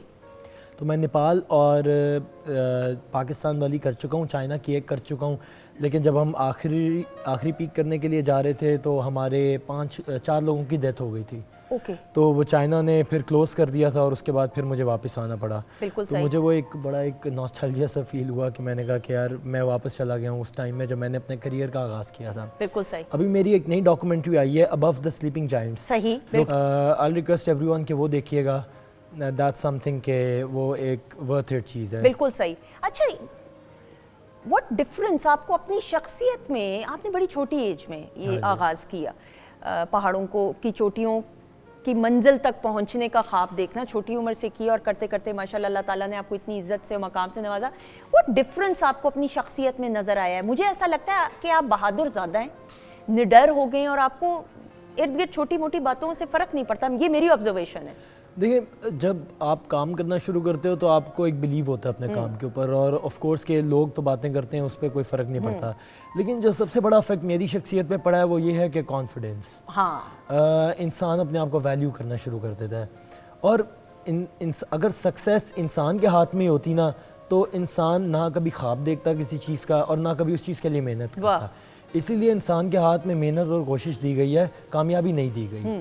और मेरा ख्याल से कि पैदा होना किसी भी इंसान के हाथ में नहीं है, लेकिन जो इंसान के हाथ में है कि वो अपने फ्यूचर और अपनी डिटर्मिनेशन और अपनी डेडिकेशन को इन्हांस कर सकता है, और यही मैंने किया। और ये एक सिंपल लॉजिक है इस दुनिया की। ठीक है। हम लोगों ने इसको एक बहुत बिग शॉट बना दिया है कि यार जो ये करता है वो एक बहुत ख़ास बंदा है, लेकिन ये रियलिटी है दुनिया की कि अगर आप ये नहीं करोगे तो आप पीछे रह जाओगे। बिल्कुल सही। पहला आपको जो चोटी थी जो पार की थी, which was it? Which one was it? Broad Peak, जिसका अभी आपने पैकेज देखा जिसका है। ये पैकेज था। हाँ जी, बिल्कुल वैसे ठीक। मैंने मकड़ा पीक की थी 2013-14 के अंदर। हाँ, मैं उसी में कंफ्यूज हो रही थी हाँ, लेकिन ये पहले लेकिन आपने- जो 8000 का मेरा सिलसिला स्टार्ट हुआ था वो यहाँ से हुआ था। 2019 में मैंने ब्रॉड पीक को सबमिट किया। वो अचीवमेंट कैसी थी? It was a sense of achievement. मतलब अचीवमेंट, आप जब भी पहाड़ की चोटी पे जाते हो तो सबसे ज़्यादा जो एक अफेक्टिव चीज़ है वहाँ पे वो है सेंस ऑफ अचीवमेंट। ठीक है। बिकॉज अचीवमेंट जो है वो इटसेल्फ एक टाइम है, आप उधर हो, आप वहाँ से चले जाओगे, भूल जाओगे।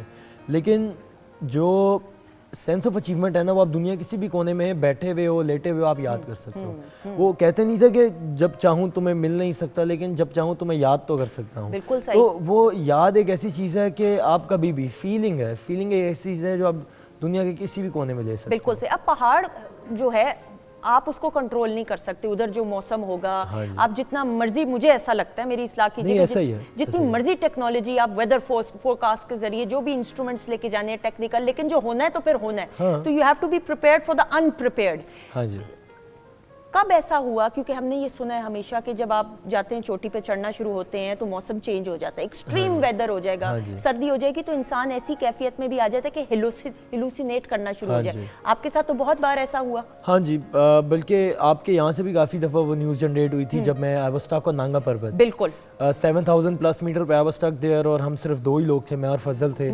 और हम लोगों ने विदाउट ऑक्सीजन ओपन एयर में 28 घंटे गुजारे थे। 28 घंटे। और उस वक्त हमारे पास ना कोई ऑक्सीजन ना कोई शेल्टर था, और हम बर्फ़ के अंदर ही पड़े हुए थे। और उस वक्त हम लोगों ने एक्सेप्ट कर लिया था कि डेथ आ चुकी है। अच्छा, आपने सोच लिया हाँ जी, because I was emotionless that time. जब आप इमोशनलेस हो जाते हो दैट मीन्स कि आपने एक्सेप्ट कर लिया किसी चीज़ को। अच्छा। और मैं नांगा पर्वत पे फंस गया था मौसम की ख़राबी की वजह से, वाइट आउट हो गया, बादल आ गए वहाँ पे सारे, और देयर वाज नो वे, कोई होप नहीं थी कि हम निकल सकें। इसी वजह से हमेशा कहा जाता है कि when you know you are about to die you are already dead, आप मर चुके होते हो उस टाइम पे। और हमने भी कबूल कर ली थी ये चीज़। अच्छा, आपने तस्लीम कर लिया? हाँ जी। और मैं आई वाज स्टार्टेड हेलुसिनेटिंग, और मैंने फिर एक क्या हेलुसिनेट कर रहे थे? मैं कि कुछ लोग आए और मुझे कह रहे थे कि हेलीकॉप्टर में बैठे हम बचाने आए हैं वहाँ पे। अच्छा। और सूरज ढल चुका हुआ था, क्योंकि सूरज एक आखिरी उम्मीद की किरण होती है आपकी पहाड़ों पे। सूरज भी ढल रहा था, तो इसमें मैंने कुछ अशार भी लिखे थे अपनी लाइफ के। अच्छा। और वो जब भी मैं अशार पढ़ता हूँ ना, तो मैं वापस उस जोन के अंदर चला जाता हूँ। मैं अपने आप को उसी तरह स्टैंडर्ड देखता हूँ कि यार मैं आई एम स्टैंडर्ड देयर, और वहाँ पे कोई हेल्प करने नहीं आ रहा और कुछ भी नहीं है। मैं चाहती हूँ थोड़ा सा अगर आप सुनाएं, म्यूजिक बंद करके। अनम, ये थोड़ा सा इसको बंद कर दीजिएगा शेफ अनम जी, प्लीज जरा सुनाते हुए नाज़रीन को। वो था कि क्योंकि नींद नहीं आ रही थी उस मुकाम पे, और मौत को जो था वो हमने एक्सेप्ट कर लिया था, तो वो शेर था कि आज फिर नींद को आंखों से बिछड़ते देखा, अपने अक्स को फुरकत में उजड़ते देखा, अगरचे उस अक्स में भी था उसी का ठहर, उस अक्स से भी रूह को निकलते देखा, शहरोज क्या ढूंढता है कोई उम्मीद की किरण, तूने अभी आफताब को ढलते देखा। वाह, बहुत खूब, बहुत खूब। तो ये आपकी उस कैफियत को बयान ये कर रहा है, मेरी वो वो जो मेरी लम्हात कैफियत है, वो मेरी कैफियत है। तो वो जो वक्त था ना मेरे लिए, जब भी मैं कभी ज़िंदगी में उस पॉइंट पे दोबारा वापस जाऊंगा तो मैं अपने आप को उसी हालत में पाऊंगा दोबारा। वो तो हमने स्टोरी पहले तो मुझे आज भी याद है अच्छी तरह, यानी कि इनका इंटरव्यू ही हमने किया था, आपने जाने से पहले हमें इंटरव्यू दिया था। yes. और मैंने बेस्ट ऑफ लक आपको कहा था, मैंने कहा था कि दुआएं बहुत सारी। और उसके बाद टेलीविजन स्क्रीन पे जब हमने सुना कि कोई राब्ता ही नहीं आपसे हो पा रहा, और खुदा न खास्ता जो खबरें आ रही थी, मुझे आज भी याद है कि क्योंकि आपका इंटरव्यू किया था, आपको हम जानते थे, तो मेरी बकायदा रूह कांप उठी थी, और आपके लिए हर कोई दुआ गो था। वो तो, और मैं ये थोड़ी देर के लिए सोच रही थी कि हम तो आपके लिए खैर खा आपके फ़ैन हैं, लेकिन आपके घर वाले किस कैफियत से गुजर रहे होंगे? मेरे मेंटोर ने मुझे एक बड़े मज़े की बात की थी। मैंने नांगा पर्वत, मेरे मेंटोर हैं ज़हीर चौधरी, तो मैंने नांगा पर्वत की फ़ोटो लगा के कहा था कि जिस रात महकती थी उस रात की यादें, उस रात गुजरती ही नहीं रात हमारी। तो उन्होंने नीचे लिखा था हमने भी काटी है वो रात तुम्हारी। तो यही था कि खाली मैं नहीं फंसा था बल्कि पूरा पाकिस्तान उस कैफियत से गुजर रहा था उस टाइम पे। मैं तो ऊपर सरवाइव कर रहा था, लेकिन जो दुआएं थी और जो सब कुछ था, क्योंकि मैं तो सिचुएशन के अंदर था तो मुझे सही। पता था वो क्या सिचुएशन हाउ है। Did you get rescued? I want, मैं दोबारा जरा सुनना चाहूंगी। सो वेदर ख़राब होने की वजह से रेस्क्यू ऑपरेशन नहीं आ पाया। तो हम लोगों ने फिर जब मैं सुबह उठा तो मुझे, जब मैंने रास्ता देखा वहाँ पे सारा, तो मुझे वो रास्ता मिल गया। 6 घंटे ट्रेल ब्रेक करके, मैंने ट्रेल ब्रेक का मतलब होता है बर्फ़ तोड़ के, विदाउट ऑक्सीजन, कुछ नहीं खाया हुआ, 6 घंटे ब्रेक करके मैं कैंप 3 पहुँचा। उसके बाद अगला पूरा दिन हमने डिसेंड किया और हम कैंप 1 से 100 मीटर नीचे गए। वहाँ पे फिर कर्नल रिजवान आए और उनकी बाकी की टीम 5 एविएशन की, फिर उन्होंने हमें वहाँ से उठाया और वो ले गए। He is a gem of a person. लेकिन असल आपने फिर हिम्मत पकड़ी जब आप उम्मीद हार हाँ जी, बिल्कुल बिकॉज खत्म कर। कोई रास्ता नहीं है ना, कोई रास्ता नहीं था उस टाइम पे। अगर हम स्ट्रगल करते रात के टाइम पे तो शायद हम ना बचते। तो हमने फैसला ये किया था कि हम अपनी एनर्जी को रिस्टोर करेंगे। और दूसरी बात है कि अगर मर भी गए तो माउंटेनियर है, 10 साल गुजारे पहाड़ों पे और मौत ज़मीन पे हो जाए, ये क्या है? मौत का भी एक स्टैंडर्ड होना चाहिए यार बिल्कुल इंसान सही। का। अच्छा, हाँ। तो ये आपने, मैं ज़रूर एक सवाल करते हुए मेरे अभी जहन में आया, शरोज, नंगा पर्वत से रिलेटेड हम बड़ा सुनते हैं, बड़े mountaineers they get stuck up there as well. क्या कैफियत उधर क्या होती है? किस तरह का उधर ट्रेल है, ट्रैक है? थोड़ा सा बताइएगा। बहुत खतरनाक है? वो मैसिव है असल में। नांगा पर्वत इज मैसिव।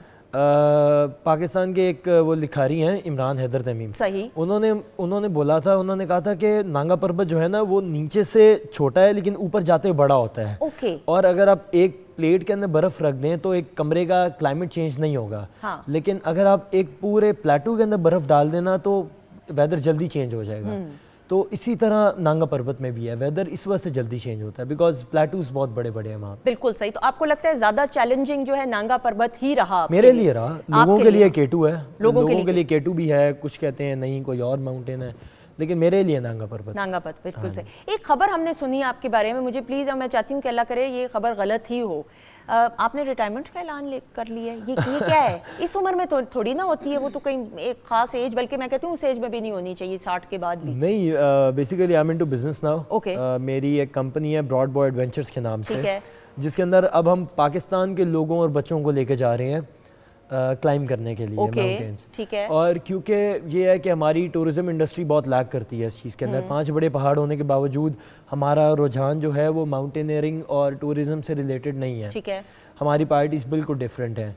तो मैं बीइंग अ सिविलियन इस मुल्क का खादिम तो मैं भी हूँ, उसके लिए आपको कोई गवर्नमेंट ऑफिसर बनने की ज़रूरत नहीं है। ठीक है। तो मेरा ये मानना है कि अब मैं लोगों को ऊपर लेके जाऊँगा, और ये नहीं कि सिर्फ कंपनी इस वजह से बनाई because I want to earn money, I want to earn money indeed, लेकिन क्या है कि जो लोग इस चीज़ को अफोर्ड नहीं कर सकते उनके लिए फिर will pitch to the companies and will get the sponsors and will make them climb. यानी आप अपने एक्सपीरियंस के जरिए दूसरों को भी सिखाना चाहते हैं, तो बड़ी अच्छी बात है। एग्जैक्टली, बिल्कुल सही। और अगर वो आपका प्रोफेशन, एज अ कम्युनिटी हम ग्रो करेंगे। बिल्कुल ठीक है। और एज अ प्रोफेशन भी अगर आप इसको अडैप्ट कर लेंगे तो नथिंग लाइक इट। ऑब्वियसली आपको आपका ब्रेड एंड बटर भी तो कोई प्रोफेशन होना चाहिए। ये मेरा प्रोफेशन है और मैं इससे कमा रहा हूँ। और बिल्कुल सही। अब अगर मैं आपने कमा इज्जत सबसे ज्यादा कमाई है अल्हम्दुलिल्लाह। असल बात ये है, इंसान दौलत और शोहरत के लिए काम करता है, 2 चीज़ें हैं। ऐसा ही है। और शायद दौलत मिल जाए, शोहरत ना मिले, ये भी मैंने देखा है। लेकिन अगर शोहरत का इशू ये है कि शोहरत एक जहर का प्याला है, अब आपकी मर्जी है उसको घूंट घूंट करके पीना, एक ही दफ़ा पी जाए। अच्छा, मुझे इस मिसाल की समझ नहीं आ रही है। अच्छा, ये मुझे बताया शहरोज, ये गहरी गहरी बातें जो हैं, ये पहाड़ चढ़ने के बाद तन्हाई में सोच सोच के इसका एहसास हुआ, या यू आर ऑलवेज मैच्योर? मेरा ख्याल से कि मेरा टेस्ट इस तरह का है, मतलब मुझे शुरू से आपको मौसीकी का बहुत शौक है? बहुत ज़्यादा। और मैं बहुत ज़्यादा मौसीकी सुनता भी हूँ, मुझे लिखने का बड़ा शौक है। okay. और बस वो है ना कि पहाड़ आपको बहुत चीज़ें सिखाते हैं, नेचर आपको बहुत चीज़ें सिखाती हैं। खुदा से मोहब्बत भी नेचर ही सिखाती ऐसा ही है। और वो कहते हैं ना कि वो रक्स बिस्मिल करते थे कि ज़मीन से लेके आसमान तक इंसान एक ज़रिया है। तो मेरा ख्याल से कि पहाड़ से लेके इंसान तक, जो इंसान से लेके खुदा तक पहाड़ एक जरिया है, वो आपको कनेक्ट करती है खुदा के साथ बहुत ज़्यादा। सही। और आपको दिखाती है कि आप कहाँ पे स्टैंड करते हो। बिल्कुल सही। तो मैं मिटा देती है आपके अंदर से मैं, बिल्कुल। और अपनी मैं ख़त्म हो जाए तो फिर आप अपनी ज़ात की नफ़ी करके फिर दूसरों के लिए अच्छा सोचते हैं। That's why we say कि a brave climber is a dead climber. True, बिल्कुल सही। अच्छा, मैं ज़रूर आपसे ये जानना चाहूँगी, हम ये मिथ्स हैं, and on a lighter note, पहाड़ों पे कुछ परियां नज़र आती हैं, कोई जिन तो नहीं हो सकते, बट आई डोंट नो, कोई मखलूक कभी ना हिलुसिनेट करते हुए तो हो सकता है कि आपको नजर आया हो कभी। मैं अक्सर मुझसे इंटरव्यू में पूछते हैं तो मैं कहता हूँ मैंने परियां नहीं देखी हैं, इवन जो हमारे साथ परियां होती हैं उनकी एक हफ्ते बाद मूंछें निकल आती हैं। तो ये कौन है? वो परे होंगे, परियां नहीं होंगी, वो परे होंगे। तो पहाड़ों पे यही है, कौन मर्द कौन औरत, सब इक्वल नहीं, होते हैं कभी वहाँ पे। ऐसा होता है ना, आप फैसिनेट होते हैं, जिस तरह हम जंगल बेयाबान में जाते हैं, बिल्कुल घुप अंधेरा हो तो इंसान कहता है कि पता नहीं कोई चुड़ैल ना आ जाए, कोई ऐसी चीज देखिए ना वो आ तो बंद कमरे में भी उस चीज़ का एहसास हो जाता बट है। Did you ever get scared कभी पहाड़ की चोटी पे जाके अंधेरे के वक्त? कभी ऐसा हो कि नहीं मतलब we climb mountains to conquer fear. तो वेरी वेल सेड। हाँ, तो इसी तरह ही है। अब हमारे अंदर पहाड़ का डर होता है, पहाड़ से जुड़ी किसी मखलूक का डर नहीं होता, बिल्कुल सही, बिल्कुल सही, क्योंकि हम अशरफुल मखलूकात हैं ऊपर से, सही। और ऊपर से हम हम्बल्ड हैं उस वक्त। बिल्कुल ट्रू। अच्छा, ना जिनको शौक है पहाड़ चढ़ने का एंड क्लाइंबिंग करने का, उनके लिए क्या बिगिनर स्टेज में बिगिनर स्टेप्स क्या होने चाहिए? ओवर कॉन्फिडेंट मत होएं, नेवर फील के यू आर माचो मैन और समथिंग लाइक दैट के you can do this, never fight with the nature, your head must bow and your tongue must confess के this is greater and stronger than you. बिल्कुल सही। अच्छे mountaineer होने के लिए क्या होना ज़रूरी है?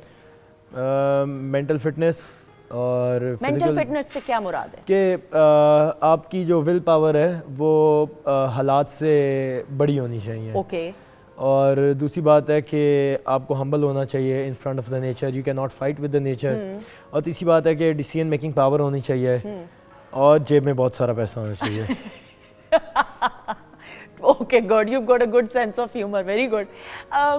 देखो मैं सवाल ही भूल गई हूँ, अब मैं सवाल भूल गई, मेरे जहन से निकल गया। अब मैं दूसरे सवाल पे आ रही हूँ, पहला वाला भूल गया, आएगा तो फिर सवाल तो मैं अभी। तबला बजाने का भी शौक है, ये तबला सीख रहे हैं? मुझे सीखने का शुरू से शौक था, हाँ। मैंने कुछ कायदे वायदे पढ़ता था मैं, और लाइक 3 ताल 16 मात्रे और ये पंजाबी ठेका वगैरह ये वो। तो मौसीकी के साथ मुझे शुरू से था, मुझे ज़्यादा तबला और हारमोनियम का था। Okay, why? हाँ, क्यों? क्योंकि लोगों को ज्यादातर गिटार का भी होता है, ज्यादा नहीं, आपकी मैं एज थोड़ा के- ओल्ड स्कूल हूँ थोड़ा सा, which is a good thing। हाँ, मुझे ज़रा रागों का ज़्यादा शौक है, और क्लासिकल मौसीकी, क्लासिकल म्यूज़िक का शौक है। मेरे कुछ 2-3 फेवरेट राग हैं मुझे बड़े पसंद हैं। बिल्कुल सही, हाँ, तो जितने, बल्कि आपके म्यूजिकल बैंड को तो पता होगा, ये तो उस्ताद लोग हैं सारे। ऐसा ही है। भोपाली का बड़ा शौक है मुझे, भोपाली अच्छा ज़ौक रखते हैं माशाल्लाह। अभी ये बजाएंगे ना, हाँ। ये 5 सुरों का होता है, 5 सुरों का राग है, बिल्कुल खाडव राग कहते हैं इसको। ऐसा ही है, बिल्कुल सही। अच्छा, मैं ज़रूर शायद बात करते हुए अपना फैमिली की तरफ जरा आते हैं। आपकी फैमिली में कौन कौन बहुत फ़ख्र महसूस करता है, कौन कौन डरता था शुरू में, घबराता था? थोड़ा सा ये बताएं कि भाई। फ़ख्र तो हर बंदा महसूस करता है, मेरी फैमिली के अंदर भी, और जब मैं कुछ नहीं भी करता था तब भी वो फ़ख्र करते थे, और अभी वो करते हैं। लेकिन ये चीज़ों को मेरे घर में हवा नहीं बनाया गया। ठीक है। और मतलब ठीक है, मैं अपना काम कर रहा हूँ, और लोग मुझसे प्यार करते हैं बिकॉज मैं काम करता हूँ, ठीक है। और अगर मैं काम ना करता तो लोग भी प्यार ना करते। तो ठीक है, इट्स अ नॉर्मल थिंग। बिल्कुल सही। अच्छा, जब आप लोग ग्रुप्स की सूरत में जाते हैं माउंटेन क्लाइंबिंग के लिए, कोई स्पेसिफिक ग्रुप में लोग होते हैं कि भाई 5 होने चाहिए, 6, 10 होने चाहिए, या जितने भी जाना चाहिए? जितने भी जाना चाहे जा सकते हैं, और ज़्यादा का फ़ायदा होता है कि कम का फ़ायदा लोगों का होता है? एज अ कंपनी बात करूँ तो ज़्यादा का फ़ायदा होता है। ठीक है, बिल्कुल सही। और उसमें ये होता है कि आपके पास प्रॉफिट अच्छा बनता है। ठीक है। लेकिन अगर वैसे बात करूं तो मैटर नहीं करता इस चीज़ में, हर बंदा अपना अपना क्लाइंब कर रहा होता है, समिट पुश पे आपने ग्रुप के साथ जाना है तो ठीक है। लेकिन ये होता है कि रश नहीं लगता पहाड़ों पे, लाइन नहीं बनती ज़्यादा, तो आप जल्दी जल्दी समिट करके आ जाते हो। तो ये भी तो होता है कि अगर आप ग्रुप में ज़्यादा हो, मतलब इट्स जस्ट अ थॉट, तो अगर खुदा न खास्ता कोई मसले से दो चार हो तो ज़्यादा लोग होंगे तो हेल्प आउट नहीं कर सकेंगे ज़्यादा? हेल्प आउट बड़ा मुश्किल ही होता है माउंटेन पे, क्योंकि हर बंदे को अपनी जान के लाले पड़े होते हैं। ओके। लेकिन ये होता है कि अगर हमारे जोन में हो तो हम हेल्प करते हैं उसकी। बिल्कुल सही। खाने पीने के लिए आप लोग क्या चीज़ें लेके जाते हैं? लाइट वेट होती है, जाहिर बात है, ऑब्वियसली। बेस कैंप पे तो हमारे पास सब कुछ है, कढ़ाइयाँ, सिजलर वगैरह, ये वो सब चीज़ें। मैं डर रही थी कि कढ़ाई का सवाल करूंगी तो आपने हंसना है। इवन दो हम लोग कढ़ाइयाँ वगैरह बनाते हैं और जो बफलो ज़िबा करते हैं वहाँ पे। ओके। लेकिन जब ऊपर जाते हैं, जब हम कैंप 1 कैंप 2 पे जाते हैं या ऊपर क्लाइंब के वक्त, तो फिर सूप्स, चॉकलेट्स वगैरह नीचे से रोटियाँ ले जाते हैं। मैं ज़रा थोड़ा बट फैमिली से हूँ, तो मैं बेस कैंप से अपने लिए मीट शीट बनवा के लेके जाता हूँ। रोटी तरफ है। पकौड़ा डाल के नहीं रोटी में नहीं, पकौड़े वहाँ पे कौन खाता है, मतलब हम लोग एक खुश खुराक लोग हैं, आपने तो खुराक मार दी भाई है बस हमारी। पकौड़ा मज़े का होता है, क्या हो गया भाई? पकौड़ा मज़े का होता है, पकौड़ा पेट नहीं भर सकते ना आप मतलब क्या 1 किलो पकौड़े उठा लें पेट भरने के लिए तो क्या करेंगे भाई आप? बंदे का दिल कर सकता है खाने को, कुछ चस्के भी तो लेने होते हैं ना इंसान ने, अचीवमेंट होती है। ऊपर जो इतना बड़ा 8,000 का चस्का लिया वो कम है। Good one, I like it. मुझे मजा आ रहा है, काउंटर आंसर्स आ रहे हैं, very good, I like it. जीते रहे, खुश रहे। अच्छा, लेकिन जब भी कोई आप किसी भी पहाड़ की चोटी को सर करते हैं, जो पहला एहसास होता है वो क्या होता है? ऑब्वियसली आप यू फील प्राउड, लेकिन वो कैफियत क्या होती है ये बताएं। कि यहाँ से ज़िंदा कैसे निकलना है वापस। यस, बिकॉज 8,000 मीटर के लिए बना ही नहीं। मुझे उन लोगों पे ना गुस्सा आता है असल में, जो अक्सर कह देते हैं कि जब हम टॉप पे थे तो प्राउड फील कर रहे थे, और मुझे अपने आप पे भी गुस्सा आता है because I used to say that as well. Okay. But असल कैफियत क्या है? असल कैफियत ये है कि आप उस वक्त अपनी ज़िंदगी को बचाने के लिए वेज ढूंढ रहे होते हैं कि मैंने यहाँ से ज़िंदा वापस कैसे निकलना है। अगर मैंने प्राउड फील करना होता तो फिर मैं ऊपर समिट पे 1 घंटा क्यों रुकता हूँ? 5 मिनट क्यों नहीं रुकता? 5 मिनट क्यों रुकता हूँ? सही। 1 घंटा क्यों नहीं रुकता? सही। 5 मिनट इसी वजह से रुकते हैं ताकि हमने यहाँ से जिंदा वापस निकलना है, बिकॉज वो 8,000 का मीटर हम इंसानों के लिए बना ही नहीं है। हमने अपने आप को वहाँ से जल्दी निकालना है, इस वजह से हम रात को शुरू करते हैं ताकि सुबह समिट पे पहुँच सकें और वहाँ से फिर जल्दी वापस निकल सके डे लाइट के अंदर। बिल्कुल सही। 13 चोटियों को अल्हम्दुलिल्लाह आप कट चुके हैं। नांगा पर्वत का तो उसके अलावा कौन से ऐसे यादगार लम्हात हैं? K2 यादगार है बिकॉज उस वक्त मेरे साथ कोई भी नहीं था, मैंने अपना सारा सामान खुद उठाया हुआ था। ओके। नांगा पर्वत G1 G2 was very good because उसके बाद फिर मेरी टांग आधी पैरालाइज हो गई और मेरी डिस्क जो है वो बॉडी के अंदर फट गई और मतलब मैं फिर सही से चल नहीं पाता था। उसके बाद फिर मैंने दुनिया की सबसे मुश्किल चोटी क्लाइंब की, अन्नपूर्णा। ओके। और वहाँ पे मुश्किल क्यों है वो, मैं सॉरी ज़रा जानना चाहती एवलांच एरिया बहुत ज़्यादा है और क्लाइंब वर्टिकल ओवरहैंग बहुत ज़्यादा है। वहाँ पे मेरा एक बहुत ही अच्छा दोस्त जिसको मैं कभी भी नहीं भुला सकता, मैंने ऑलमोस्ट अपने 50 से ज़्यादा दोस्त पहाड़ों के नाम किए हैं। ओके। लेकिन वो जो दोस्त था ना मेरा, नोअल हाना, वो उस जैसा दोस्त मुझे कभी नहीं मिला। और वो बंदा जो था वो मेरी ज़िंदगी का एक ऐसा वो पार्ट था कि मैंने उससे बहुत कुछ सीखा। He was 55 years old and he used to call me son. Okay. हाँ, हम आपस में मजाक भी करते थे, but he used to call me son. ठीक। और मैंने उसकी डेड बॉडी अपने हाथों से ऐसे उठाई है और हमने उसके हाथों से लोड किया हेलीकॉप्टर के अंदर के, और वो सोए से मर गया। Like we were waking him up कि यार Noel we have to go down, come on, और पता लगा ही इज नो मोर। कोई कंडीशन थी कि? आई थिंक हार्ट अटैक हुआ होगा या ब्रेन हेमरेज। अच्छा, लेकिन बिल्कुल it was a silent death. हाँ, इट वाज अ खामोशी साइलेंट से, डेथ। हाँ यानी जी, हाँ जी। ओके। यानी ये वो, और इस तरह की भी आपको इमोशंस को कंट्रोल करना, और फिर तन्हा हैं आप ऐसे इम्पैक्ट्स देखने होते हैं बिकॉज इमोशंस इम्पैक्ट से बड़े नहीं हैं। आजकल के ना हमारी सोसाइटी के अंदर ये बड़ा मसला है कि हम इमोशंस में इतने डूब जाते हैं कि हम इम्पैक्ट छोड़ देते हैं। ठीक है, ठीक है। आपको पहाड़ों ने ये तो नहीं कि सेल्फलेस बना दिया है, सेल्फिश नहीं, सेल्फलेस, यानी जज्बात से बालातर बना दिया है? बिकॉज आपको, अगर आप, वही बात आ गई, मैं इस सवाल चूंकि इमोशंस की बात की, कि अगर आप इमोशनल हो जाएंगे तो फिर आप वापस कैसे घर आएंगे? Exactly. या पहाड़ कैसे चढ़ेंगे? नहीं, आपको जो टफ लाइफ है, it's not about the mountains, it's all about spending a tough life somewhere. वो आपको बताती है कि यार रियलिटी क्या है। मतलब कहानियां तो हमने बहुत पढ़ी हैं, कहानियां हर बंदा सुना देगा हमें, लेकिन कि यार इस तरह नहीं होता, इस तरह होता है, ऐसे होता है, वैसे होता है, लेकिन रियलिटी क्या है? बिल्कुल सही कि रियलिटी में अगर मैं यहाँ से निकल रहा हूँ इस तरह, तो आई थिंक कि ये ठीक है। और सबसे बड़ी चीज़ लाइफ है आपके लिए। True. If you are gone, you are gone. ऐसा ही है। लोग कहते हैं कि जी कोई life is not a big thing, ये है वो है, ऐसे। जब तक आप इस दुनिया में हैं, life is a big thing. Life है, बिल्कुल। What happen when you die? The biggest thing that you can say is the people who love you will miss you. ऐसा ही है। आप पे तो कुछ नहीं होगा, तो सेल्फलेस आप कैसे हो गए? बिल्कुल सही। Because you are still thinking about the people जो कि आप पीछे छोड़ के जाएंगे अपने। और आपकी जान सिर्फ आपके साथ मुंसलिक नहीं, आपके अपने और प्यारों के साथ है। आपके माँ बाप हैं, बहन भाई हैं, आपके अपने हैं, अगर आपकी शादी हुई, आपकी बीवी है, आपकी औलाद है, उनका क्या? तो ये बहुत ज़रूरी है। बिल्कुल सही। हम उन पे टफ टाइम तो गुजरेगा, लेकिन फिर यू नो कि एक ऐसा वक्त भी आता है कि जब इंसान फिर अपने अपने कामों में बिजी हो जाते हैं। Life is cruel. All you have to वो है ना कि अंडरस्टैंड करना पड़ता है इस चीज़ को, कि आप इस चीज़ को किस एंगल से देखते हैं। सही। You are a different man and a changed man, मैं खुश हूँ आपको देख के और ज़्यादा कॉन्फिडेंट जिस तरह से आप नज़र आ रहे हैं। जीते रहें, खुश रहें। बहुत बहुत सारी शुक्रिया दुआएं। आपका। अब ये जो नया वेंचर है जिसका आगाज़ हो, बहुत सारी दुआएं आपके लिए। बहुत शुक्रिया। थैंक यू सो मच ख़वातीन औज़ात। हमारे मोअज़्ज़ज़ मेहमान हमारे साथ शेफ़ अनम भी मौजूद हैं, एनी भी मौजूद हैं। शहरोज़ का शुक्रिया अदा करते हुए, आपका भी शुक्रिया अदा करते हुए, लेकिन खुदा हाफिज़ करने से पहले एनी हमारे साथ मौजूद हैं और ग्रैंड परफॉर्मेंस एनी की आवाज़ में आ जाइएगा बहुत सारी क्लैप में।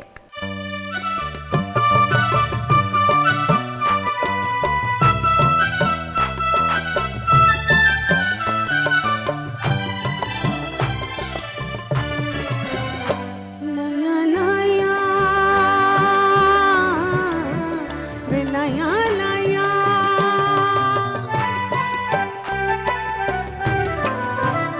नया लाया मैं तेरे नाल ढोलना वे लाया लाया मैं तेरे नाल ढोलना इक दिल सीरिया मेरे कोलना मैं ते लुटी गई ढोलना मैं ते लुटी गई लाया लाया मैं तेरे नाल ढोलना इक दिल सीरिया मेरे कोलना मैं ते लुटी गई ढोलना